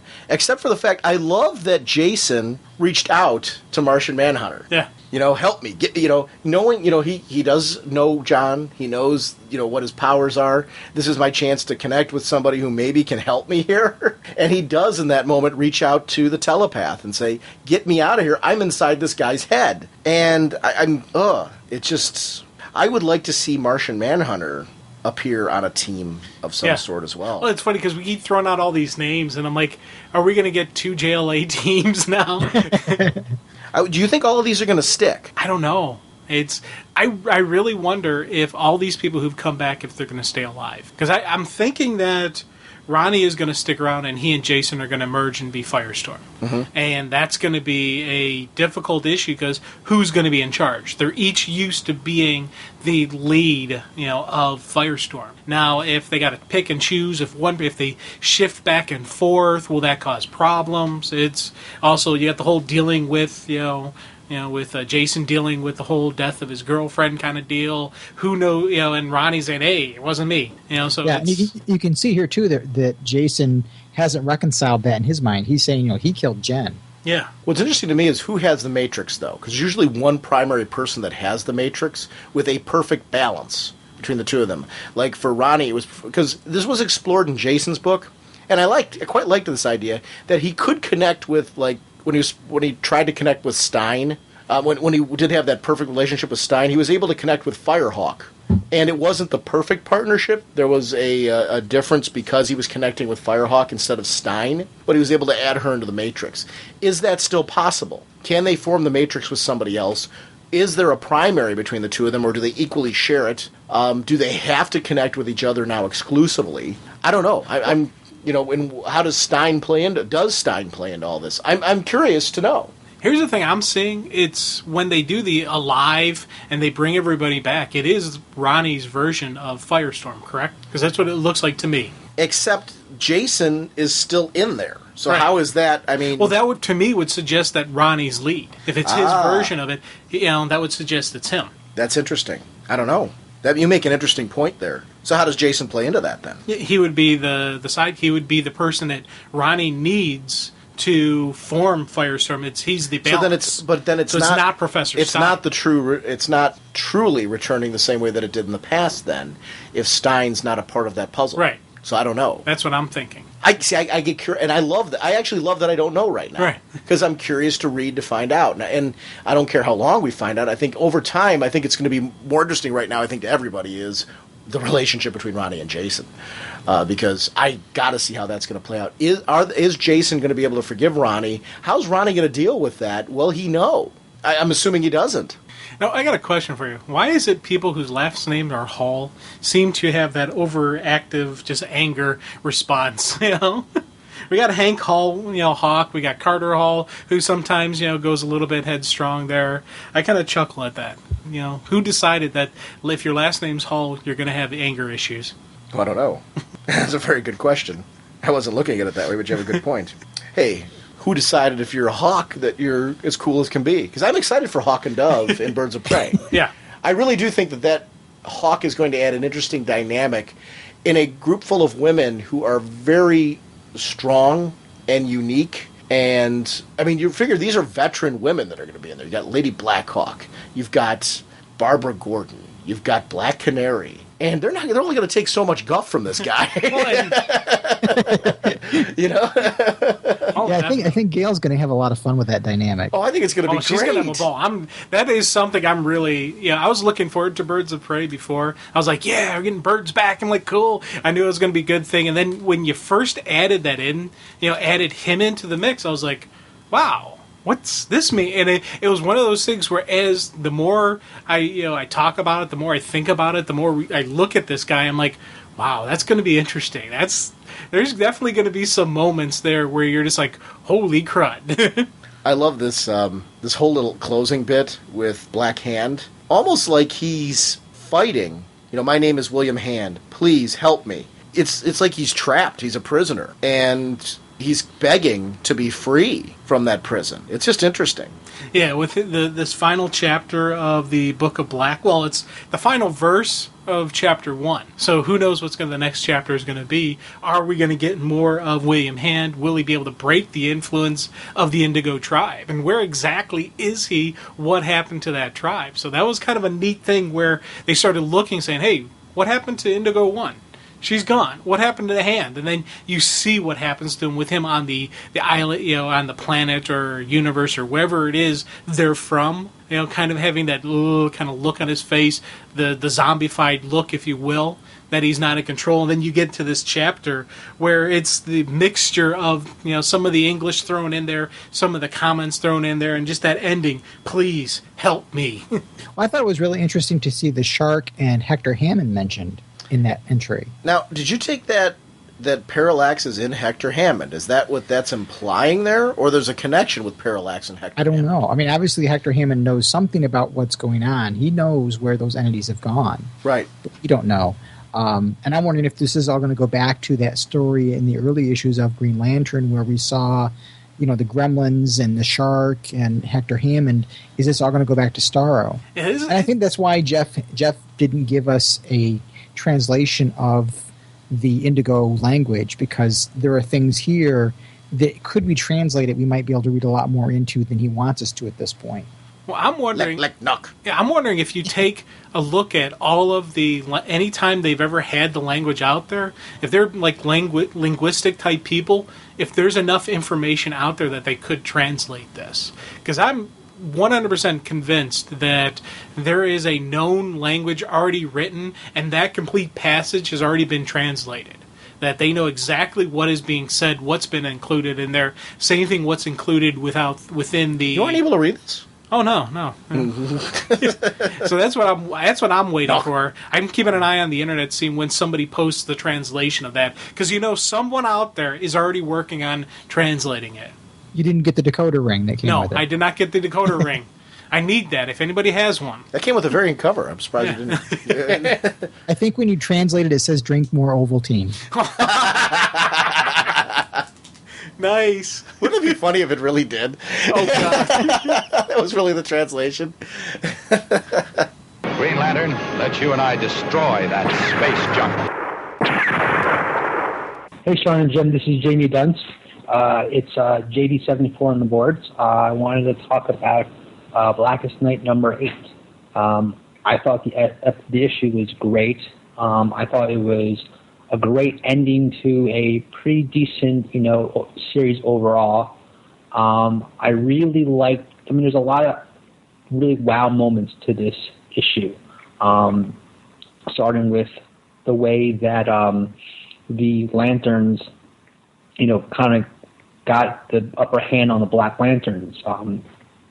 It made sense that with resurrecting the Black Lanterns, with other characters, that it would weaken the Black Lanterns. And I thought, since it started with Black Hand dying, resurrecting him would be, the catalyst. When you look at it now, it seems like, well, why didn't we think of that in the first place? It makes so much sense. For me, I really enjoyed the reunions, like with Aquaman and Mera. I thought that was really cool, and I really liked Hawkman. I'm sure Sean loved this part, but the Hawkman and Shira, I thought that was awesome. I kind of almost felt like I saw it coming in a way. I felt like since they died and they were resurrected, that's the whole Hawkman myth is that they die and they get resurrected. But when you look at the fold-out page, there are a couple hints I feel that made me realize that it was Shira and not Kendra, which was, I don't remember Kendra ever wearing the hawk harness, and the fact that she had her hand on Hawkman's chest, I didn't see they were in the same level, relationship area in the beginning to kind of, warrant that. Also, I felt like her headgear was a bit different than it was in the beginning. But overall, I thought that was an amazing thing. But the question really remains is, what happened to Kendra? Because it said Kendra Saunders of Earth, rise. But we get Shire instead. So what happened to Kendra? That, to me, is a really interesting thing. I'm looking forward to more of Jade. I'm really glad that she's back. I'm interested in seeing how maybe there'll be a love triangle between Kyle, Jade, and Soranek Natu. That should be interesting. And I'm looking forward most of all to Firestorm. I want to see what happens with Jason Rush and Ronnie Raymond, because we all know what happened with Ronnie, and he killed Jason's girlfriend. And I wonder how, if at all, they'll be able to kind of put things aside maybe. I would love for those two to work out their differences and see if they can make, a new Firestorm. Maybe they make a better Firestorm. People like Jason, people like Ronnie, maybe they can want to be in two great tastes that taste great together.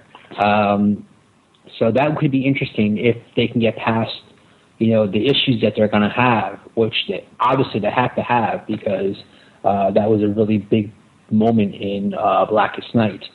I thought the art was, as usual, fantastic. I thought it was just an amazing thing. And I also loved, one other moment I liked was when Barry was looking around, trying to figure out where Ralph and Sue was. And she couldn't find me because they apparently didn't come back. And just the sadness on his face, it was really, really great. This series was great. I loved reading everything Blackest Night. I'm glad that it's done because, it was really long, but I really loved what I read. And I'm really looking forward to Brightest Day. I'm really looking forward to seeing the consequences of people coming back and just what will happen next. I think this has been a great story for the DC Universe, and I can see it playing out in a lot of really interesting ways. And the fact that I think that everyone knows now that Batman is alive at the end, that should be interesting. That's going to be really cool. So just wanted to say that how much, love the show, and that's about it. All right, talk to you guys later. Bye. I love that he wants Firestorm to be the Reese's Cup of the DC Universe. Two great tastes that taste great together. That's great. He brought up an interesting point about Ralph and Sue.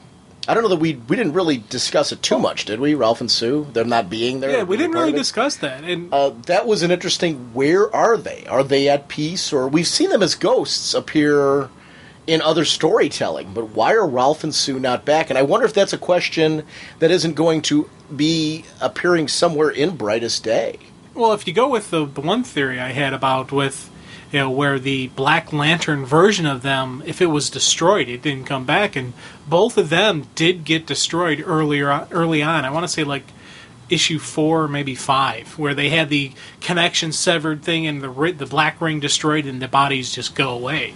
So they have been the Black Lantern versions of them were destroyed. So doesn't Osiris contradict that though? See, that's the thing. Osiris is the big contradiction to my theory. And he's the only one that contradicts the theory because everyone else was there when they came back. So I don't know. Yeah. I really think that adds a lot of excitement for Brightest Day because obviously we know by what Jeff Johns has said is that these characters came back for a reason. Well, there must be a reason why other characters didn't come back other than to not bring everyone back and kind of cheapen the whole thing.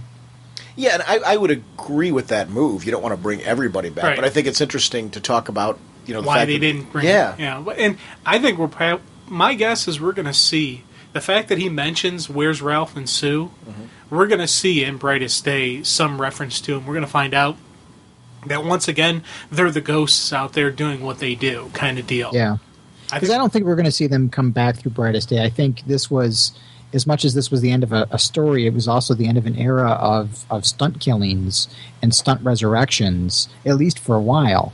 Are you guys against that? What? I mean, I guess when you use the word stunt, I think that's the big issue that people have. Yeah. I think where it's just done with no reason. I don't have, and maybe I'm a minority, I actually would love your guys' thoughts on this. I don't have a problem with death and return in comics. I really, really don't. I think this is interesting because these characters did die. Yeah. If they hadn't died, I wouldn't care. I think as long as it's story-driven, yeah. I really have no problem with it. It's when it's done to sell comics, when there isn't a really strong storytelling reason why you're doing it. I think that's when I have a real problem. Stunt killings, and I would take it one step further, and stunt returns bother me. I don't know if they bother me as much as I just don't care about them. They don't bother. I never get really mad. I just don't care. I care when there's a storytelling reason, though. Like, what's interesting to me is we talked about with each of these characters what was intriguing about following where this goes from here, which means that the story already has started for us. Because we're already, we know, like, from the epilogue that you were talking about, Jim, kind of the layout of where these characters are going to go, why we should even care about Brightest Day with them, why it's interesting to see Aquaman on the cover of one of those issues already, because I want to read more, and Mira has become so interesting. So to see the two of them play off each other, I think that's more interesting to me now because I care so much about Mira. Right. Whereas I Yeah. never have before. I've always been an Aquaman fan. Never really, like, Mira, okay. I hope we don't lose that fire and passion that we had from Mira in this series. That was something that she really impressed me, that just, this was a character that I knew nothing about, and in a couple issues, I was so hooked into her. I was like, man, we don't have to bring back Aquaman. Let's just use her instead. Let's put, I was all for putting her in the JLA and have her be the Atlantean representative on the team. So it's, I don't know.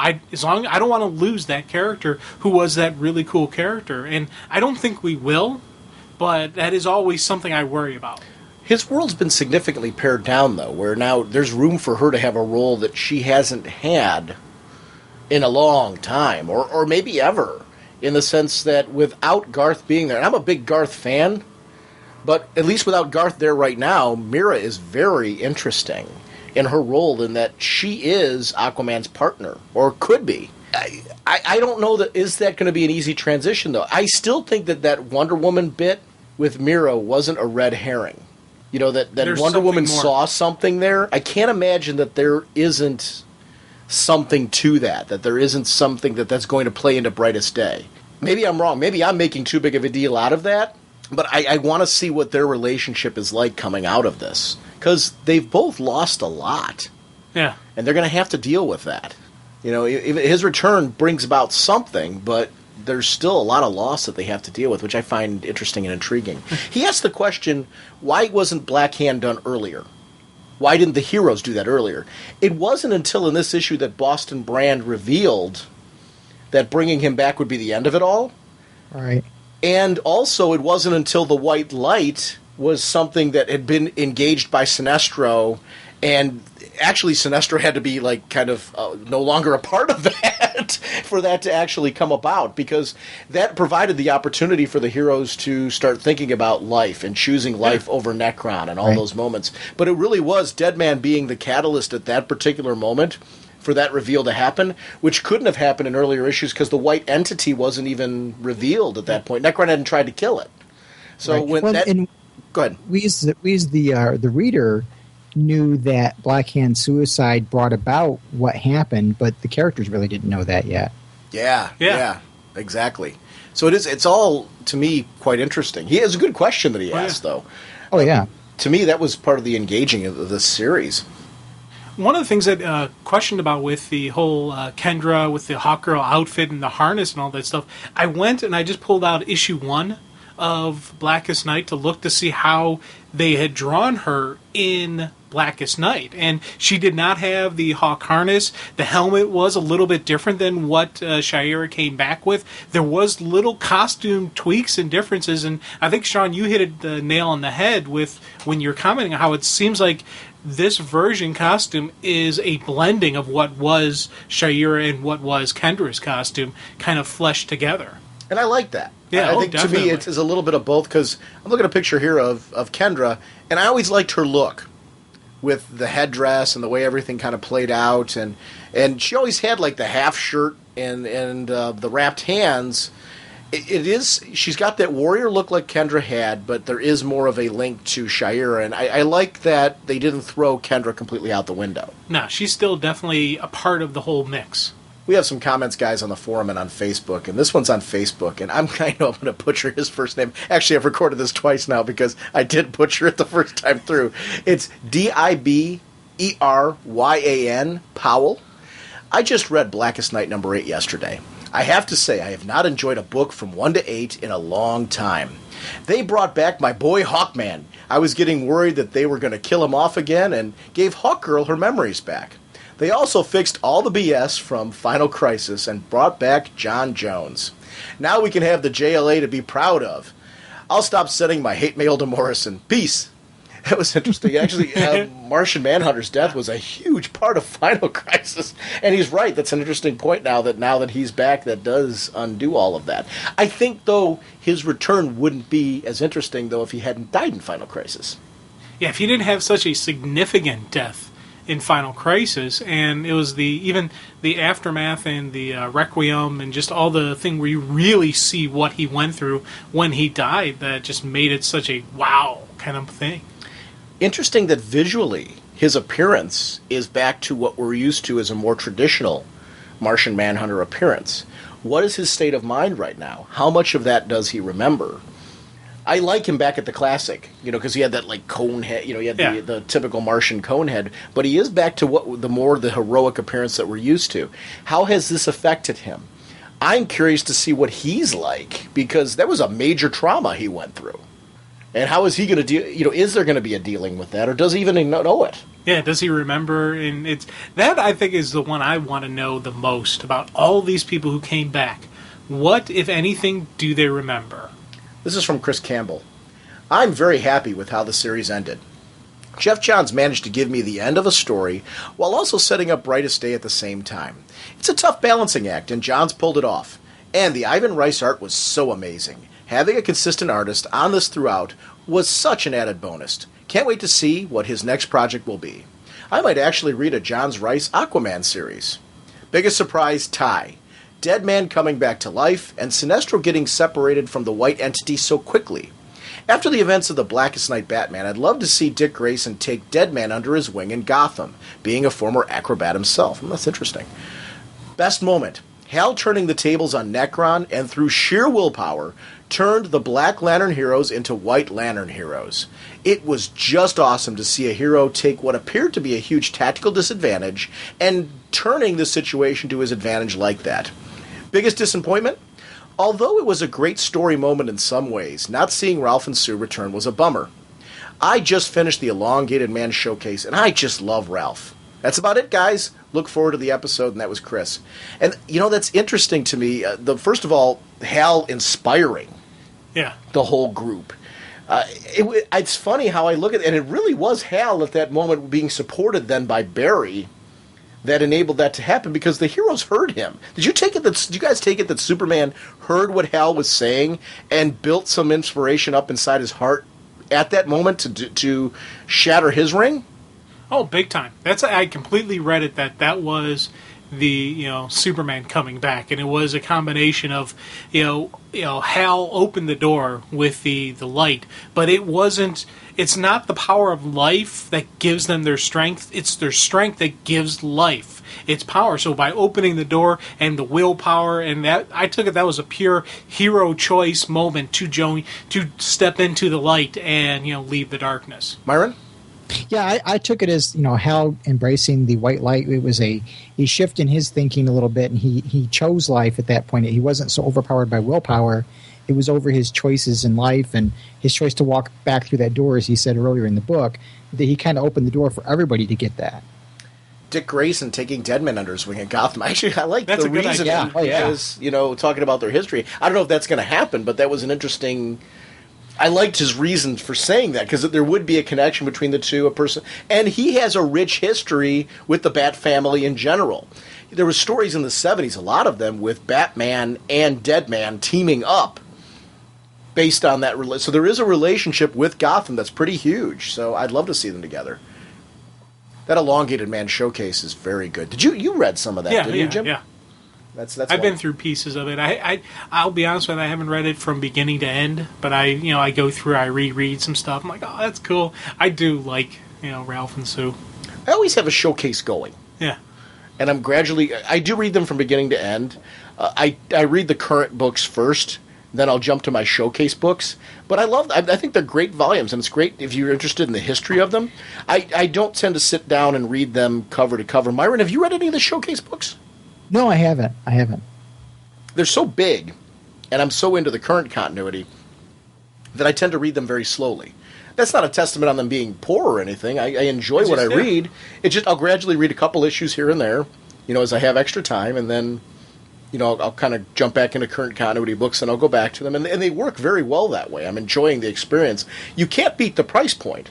So if you're interested in any of these characters, I can't recommend them enough. This is from Krakoom.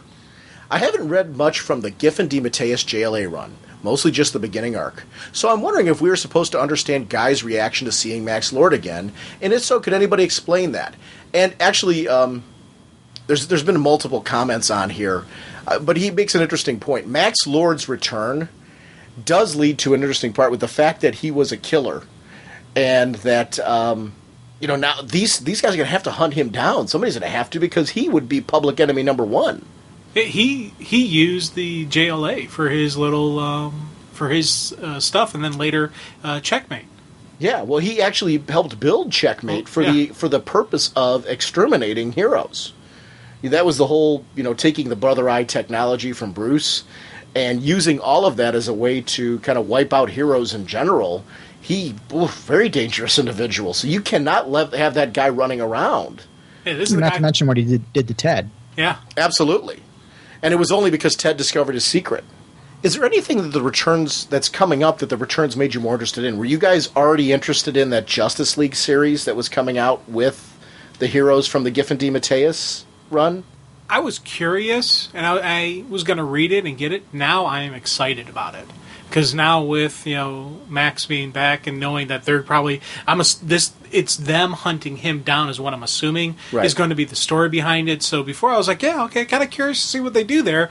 Now I'm like, oh, this is going to be good, because this is what that's going to be about. This is a direct Blackest Night occurrence, and what happened from there. So it's now an excitement about it. Whereas before, I was curious and interesting, and it should be interesting. I'll pick it up.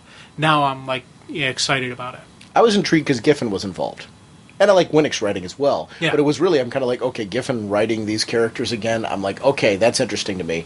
But I'm with you where I was interested, but there were so many other things coming out that I was really excited for. The Max Lord return did get me very interested in that series in a way that I'm like chomping at the bit to see what they do with him. What about you, Myron? Where are you at? I mean, there's no right or wrong answer to any of this. I'm just kind of curious vibe-wise where we're at.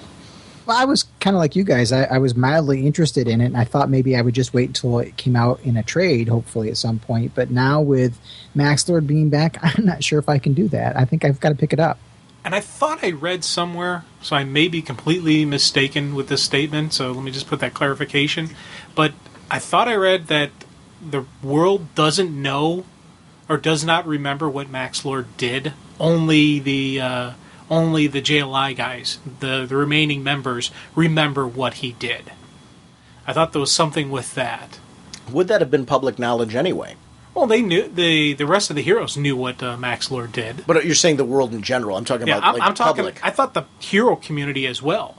I thought that's what I read, that it's, the rest of the heroes don't know. For some reason, only these people know. Could that be Max wiping their memories? Could be. That type of thing? I don't know. I don't know. I thought I read that, but I'm not 100% certain. I would imagine that the public at large they would doesn't know him. Well, with Diana's trial and everything, so it went public that he wasn't the nice guy. That's it. That's interesting. So, yeah, I'll be curious to see how that all plays out then. Huh. Yeah, I don't know. So I'm curious to read that series to see exactly what his status is and how much anybody knows. So you're right. That you're the trial. I forgot about how that it would all play out like that. So I'm interested to see what his status is. It was brought up on the forum too, and that was actually Micah made that point about that. So Duet from the forum. So thank you very much for that point. One thing I'm curious about, Aquaman series. Would you guys? Because it was actually one of the things that were mentioned in there that they would consider reading a Johns Rice Aquaman series. Would you guys buy or be interested in buying an Aquaman series? And there is, again, no right or wrong answer to this one. Myron, would you buy an Aquaman series if they relaunched one right now? I think I would. I don't think it's going to be Johns and Rice just because of John's new role at DC and what he's doing. But I'm interested enough in the character that I would at least try it out and check it out and see what it is. And I'm with you. I don't think it would be a Johns and Rice series as well. I was going off of what he said in the comments there. Jim? I definitely would pick it up. And to be honest with you, even if it wasn't John's writing, I still would go after it because he's a character that I really don't know. But throughout some of this stuff, I'm seeing what he's capable of doing, and I'm like, you know what, this could be a really cool kind of character because I've never really read an Aquaman story. So I think I would be kind of You excited. read some when we were doing the Well, explorations. yeah, the of One Year Titan Later. Times I read, which I really enjoyed. Right. Trying to think what other. We did look at the new series 1 year later, where Right. it was a different Aquaman. Yeah, and I wasn't too excited about that, so I didn't continue on with that Aquaman story or any of that stuff. So he's never been a character I was like, yeah. You know, I kind of saw him as old school, old guard type character that I'm like, I don't know if I'd like him now. Well, this introduction to him, I would. And Mira, obviously, and is an Mira, influence there as Mira well. is the huge influence for me. But you know, I definitely would be excited about an Aquaman series. You know, if Johns wrote it, obviously I'd be yes. But I totally agree with what he's saying, though. Yeah. It will not be Johns. It won't be John. I don't think it would be Johns because he's got a lot on his plate already. But even if somebody else was writing it, I probably would jump on it. Well, guys, I mean, is there anything else that any of you want to add about Blackest Night? Anything that you want to... I know I want to ask you guys a question just to see what your opinion is on this. But now that Dead is supposedly dead, does that change for you the dramatic tension when you're reading a book? Not for me. I mean, and Jim, I'll let you answer this. I guess, to my opinion, I don't really think Dead is dead. Just in the sense that they would be crazy if you kill off a character and somebody goes, I've got this brilliant idea for bringing this character back, and look at the storytelling we can get from this. They would be crazy to keep a character dead. So I don't take it. I guess I still don't take it as dead. I take it as they're going to probably try for quite a while to kind of keep Dead as dead and watch the revolving door. But, you would be nuts as a company not to look at, wow, we've got this wonderful character that has been shelved. I think dead still means shelved. And I think it's always meant shelved. And I think, when somebody... And I've got no problem with death because it just really means that nobody right now who's in the writing pool has a great idea for what they want to do with the character or the time.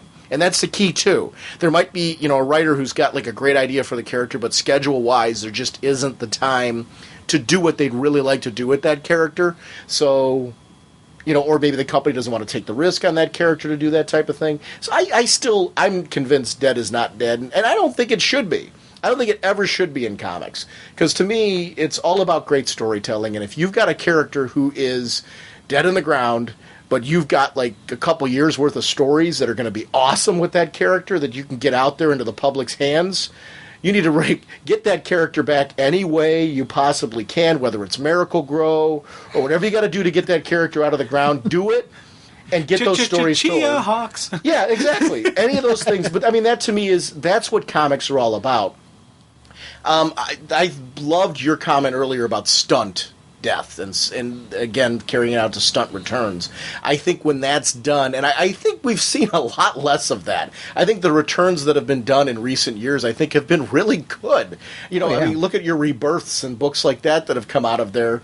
How these characters were salivating over Flash and Hal right now because they were returns that were done with storytelling purposes and with where we can look ahead and see years worth of stories that are coming out of what they've just done. So that, I mean, and what we've already got, like, they could put Hal back in the ground right now, and I would 100% say it was the right decision to bring him back. Like, if Jeff Johns said tomorrow, I've got nothing else to do with Hal, and by some crazy coincidence, every other writer in DC said, let's go with John Stewart. I've got some great ideas for John Stewart. We got nothing to do with Hal, so they killed Hal off. I would never in a million years say they were wrong to bring Hal back because they brought him back, and look at what we got because they brought him back. So that to me that's a sign of whether or not a return was a good idea. It's what did you do with it? Was it worth it? If at the end, there's a reason to kill that character again, then you do it. I mean, it's got one of those things, but it's got to matter. It can't be a stunt thing. There's got to be. Is the death going to generate story? Because to me, that's the other thing too. Death has to generate storytelling that can last a few years as well. Is there something beyond just we're going to kill him off to shock people, and it just really doesn't matter. Nobody reacts to it because nobody cares. Right. Then you didn't need to kill that character. There was no reason to do it. I think why you kill a character is just as important as why you bring him back. Jim, I'm sorry, I've been blabbing on. What are your feelings, though? Do you think that the death is done? Do you think that's a good thing for right now? Actually, I think it is a good thing for right now. Mm-hmm. I'm on the same boat as you guys, where I think it's not dead. Dead isn't dead Dead is shelved for a little while, they'll always be able to bring the character back if they truly want to bring the person back and they want to tell a good story. So I think there's not Dead isn't dead. But it does mean, though, that if a character dies now, there is going to be some time before we see them again. So there will be... For me, I know there will be a little bit more touchy kind of moments where some of the characters, now, not someone like Superman or Wonder Woman or even Batman for that matter, because these are characters have this long, rich history, and I don't think they're going to get rid of them. But some of these smaller supporting characters that I'm like, I like this character a lot. If they're in this gripping moment, they may take that and use it. It's like with Kid Devil when they killed him off on Teen Titans.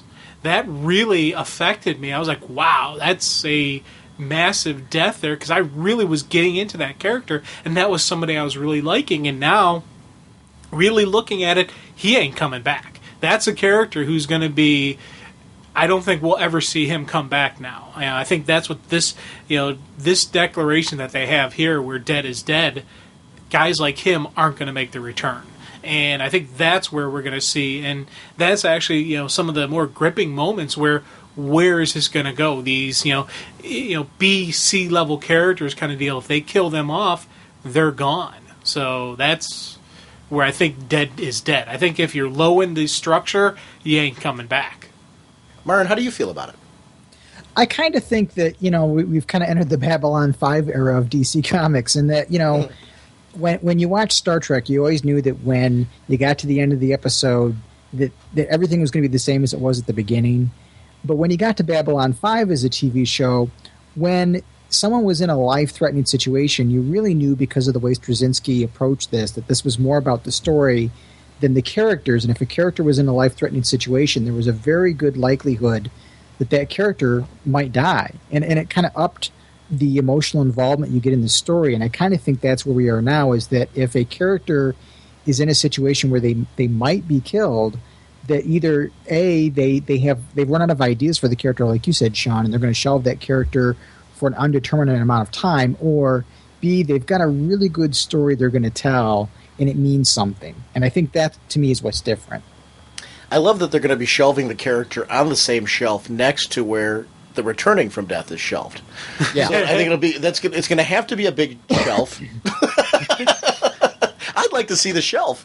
Well, I think it kind of looks like the shelf you have in your room with all these little hero clicks on it. And that's what they do. They take the person's hero click, they put them on the shelf. Okay, they're there. That's where they are now. Do you think then that Returning from Death is an oversized character?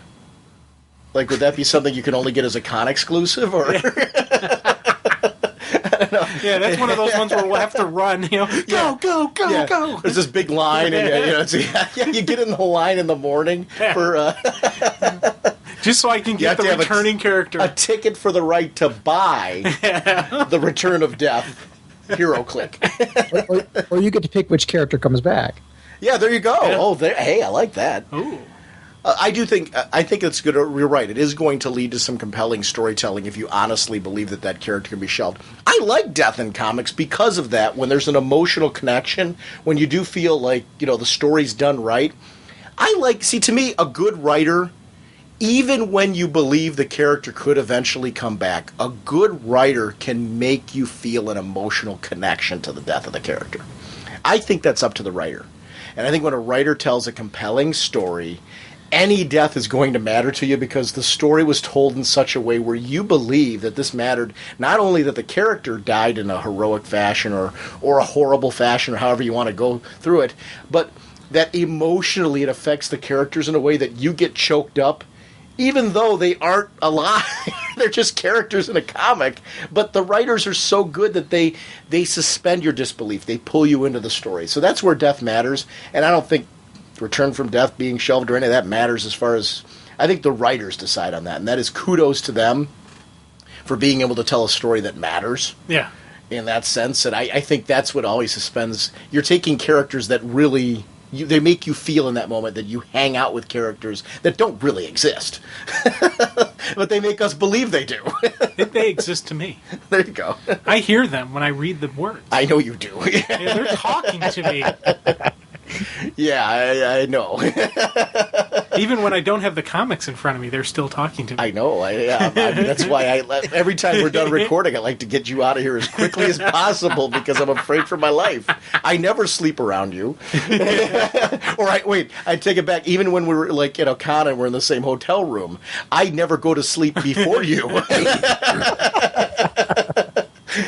That Jim tell me a story stuff that I do is really to make sure that you're totally asleep before I can sleep. And then after he's asleep, you tie a bell to his toe so that if he moves, you're going to know. And it's a big bell. I want to make sure it's going to wake me right away at the slightest twitch. No, it's that was a great question because that is an interesting point on what does matter. And I'm sure our listening audience, any of the comments that we've made on this episode, please feel free to send in audio or email comments to the show. It's ragingbullets@gmail.com for email. And for audio comments, please make sure to call our Skype line, which is 1-440-388-4434, or Dr. Norge on Skype. And please make sure to send those comments in, because I'm sure you might have a different take on anything that we discussed here, and I'd love to hear your comments and add them on to a future episode. So that's kind of cool. Myron, I want to thank you again for joining us for another epic offering, and we'll be doing, probably in the next month or so, a Brightest Day episode to really kind of discuss the initial launching of Brightest Day and what that was like. It'd be fun to talk about what we're picking up out of that, because it's a big checklist. And I'm assuming with all of this, you don't have to pick up everything, so I'll be curious to see what you pick up, Myron, Jim, what you picked up, what we've had a chance to read, and talk about in the episode how we're liking how Brightest Day is spinning out of all this. Myron, the blog of OA. Please tell everyone about the blog of OA who might not have checked it out yet. Well, much like you guys have talked about how Comic Geek Speak inspired you to start Raging Bullets podcast, you guys inspired me to want to do something more. You guys are such a great set of ambassadors for the art form that I wanted to do the same thing for the Green Lantern mythos, because that, to me, growing up and now, has been a huge influence on my life. So you guys kind of inspired me to put together some kind of a regularly occurring website where I could put reviews and commentary and information about the movie and so on. So I started the blog of OA up partially because I didn't want to burden you guys with posting comments that I was going to write for my own articles. So you guys are, I blame you guys for getting me into it. I love the blog of OA. It's under at ragingbullets.com, and it'll be in the show notes here as well. There's a direct link under favorite blogs to the blog of OA. And please make sure to check it out. It's a wonderful site. I have it bookmarked, obviously, on our site, which is how I get the things from our show. But it's in the show notes as well. So please make sure to check this out, because it's just your passion for Green Lantern is infectious. And I'm a big fan on the internet of, I've got nothing against people being negatively critical about comics that they don't like, but I'm a big fan of please balance that out with things that you love as well, because I think this is an industry that needs promotion by its fan base. That's the way that people who haven't read in years, or people who maybe have never read at all, are going to have a jumping on point. We are the ambassadors for that. And Blog of O is one of those sites that I really love, because your passion for Green Lantern is apparent there. And it's something that I really find infectious every week, reading the Blog of O and seeing what you're doing there. So please make sure to check out Blog of O if you haven't already. And this was very cool. So, Myron, we'll see you in a little bit to discuss Brightest Day. All right. Well, again, thank you guys for letting me be a part of the show. Holy caffeine! Jim and I are going to be at C2E2 next weekend. That's C2E2.com. That's the Chicago convention that's going to be kicking off. We have our own table. We're going to be at 1462, so come look for Raging Bullets. Please stop by and say hello. If you want to record with us, we would love to have your comments on the show. We're going to be recording all weekend, and it's just a little idea of what we're going to be doing over at C2E2.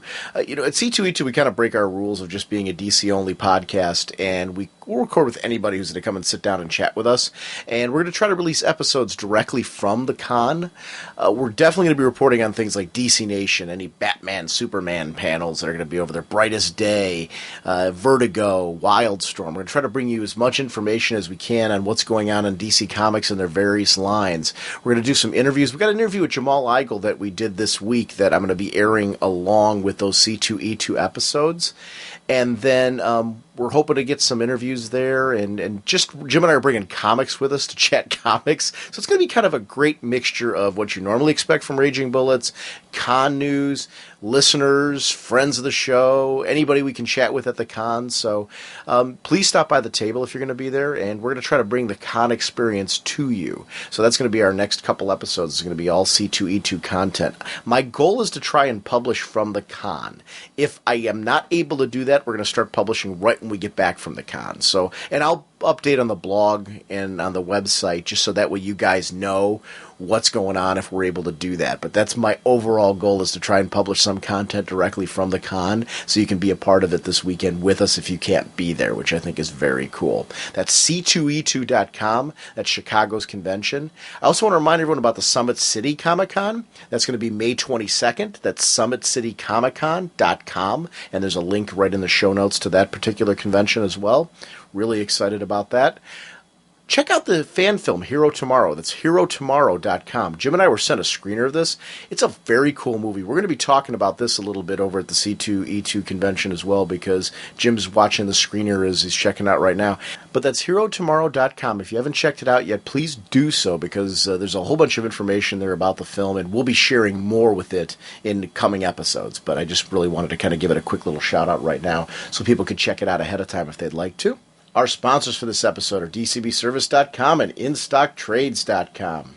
Once again, you can pick up Brightest Day issues 3 and 4, regularly $2.99 each, only $1.79 with that 40% off discount. Don't forget to check out those variant edition covers at $12 each if you're into variant editions.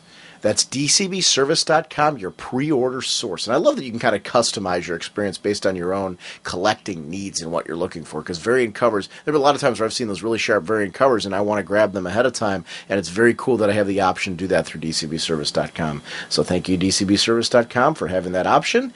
And InStockTrades.com supporting us with our next book of the month, which is going to be Batman the Cult. Jim Starlin, Bernie Wrightson. Batman vs. Deacon Blackfire. Jason Todd. I voted to save him based on this book. So if you want to see a cool Jason Todd as Robin story, this is the one where I wanted to save this character. So definitely check this one out. Regularly, $19.99. 47% off, only $10.59. This is back from $19.89, a 4-issue prestige format miniseries. This is a lot of story and a lot of great content. Gorgeous artwork. If you haven't had a chance to check this one out, it's one of my favorite stories of all time, and fitting for this month where we're going to be sharing the greatest DC Universe stories of all time. So thank you, InStockTrades.com. And actually, speaking of the greatest DC Universe stories of all time, we've got a lot of voicemails that we're going to be taking with us to C2E2. We're going to be airing a lot of those on those C2E2 episodes to be bringing out more of your commentary on greatest DC Universe stories of all time. When we get back from the con, we're going to be airing a couple more of the episodes we have. Like, we have JLA Avengers in the can already, so we're going to be starting to air that. And then we're going to be jumping to the greatest DC Universe stories of all time. So it's going to be very, very cool to be celebrating this month what's great about comics and what's great about the greatest DC Universe stories of all time, including things like Batman the Cult, which is going to be coming up on the show. We will see you after the convention. Actually, we'll see you during the convention because we're going to be airing shows from there. Bye!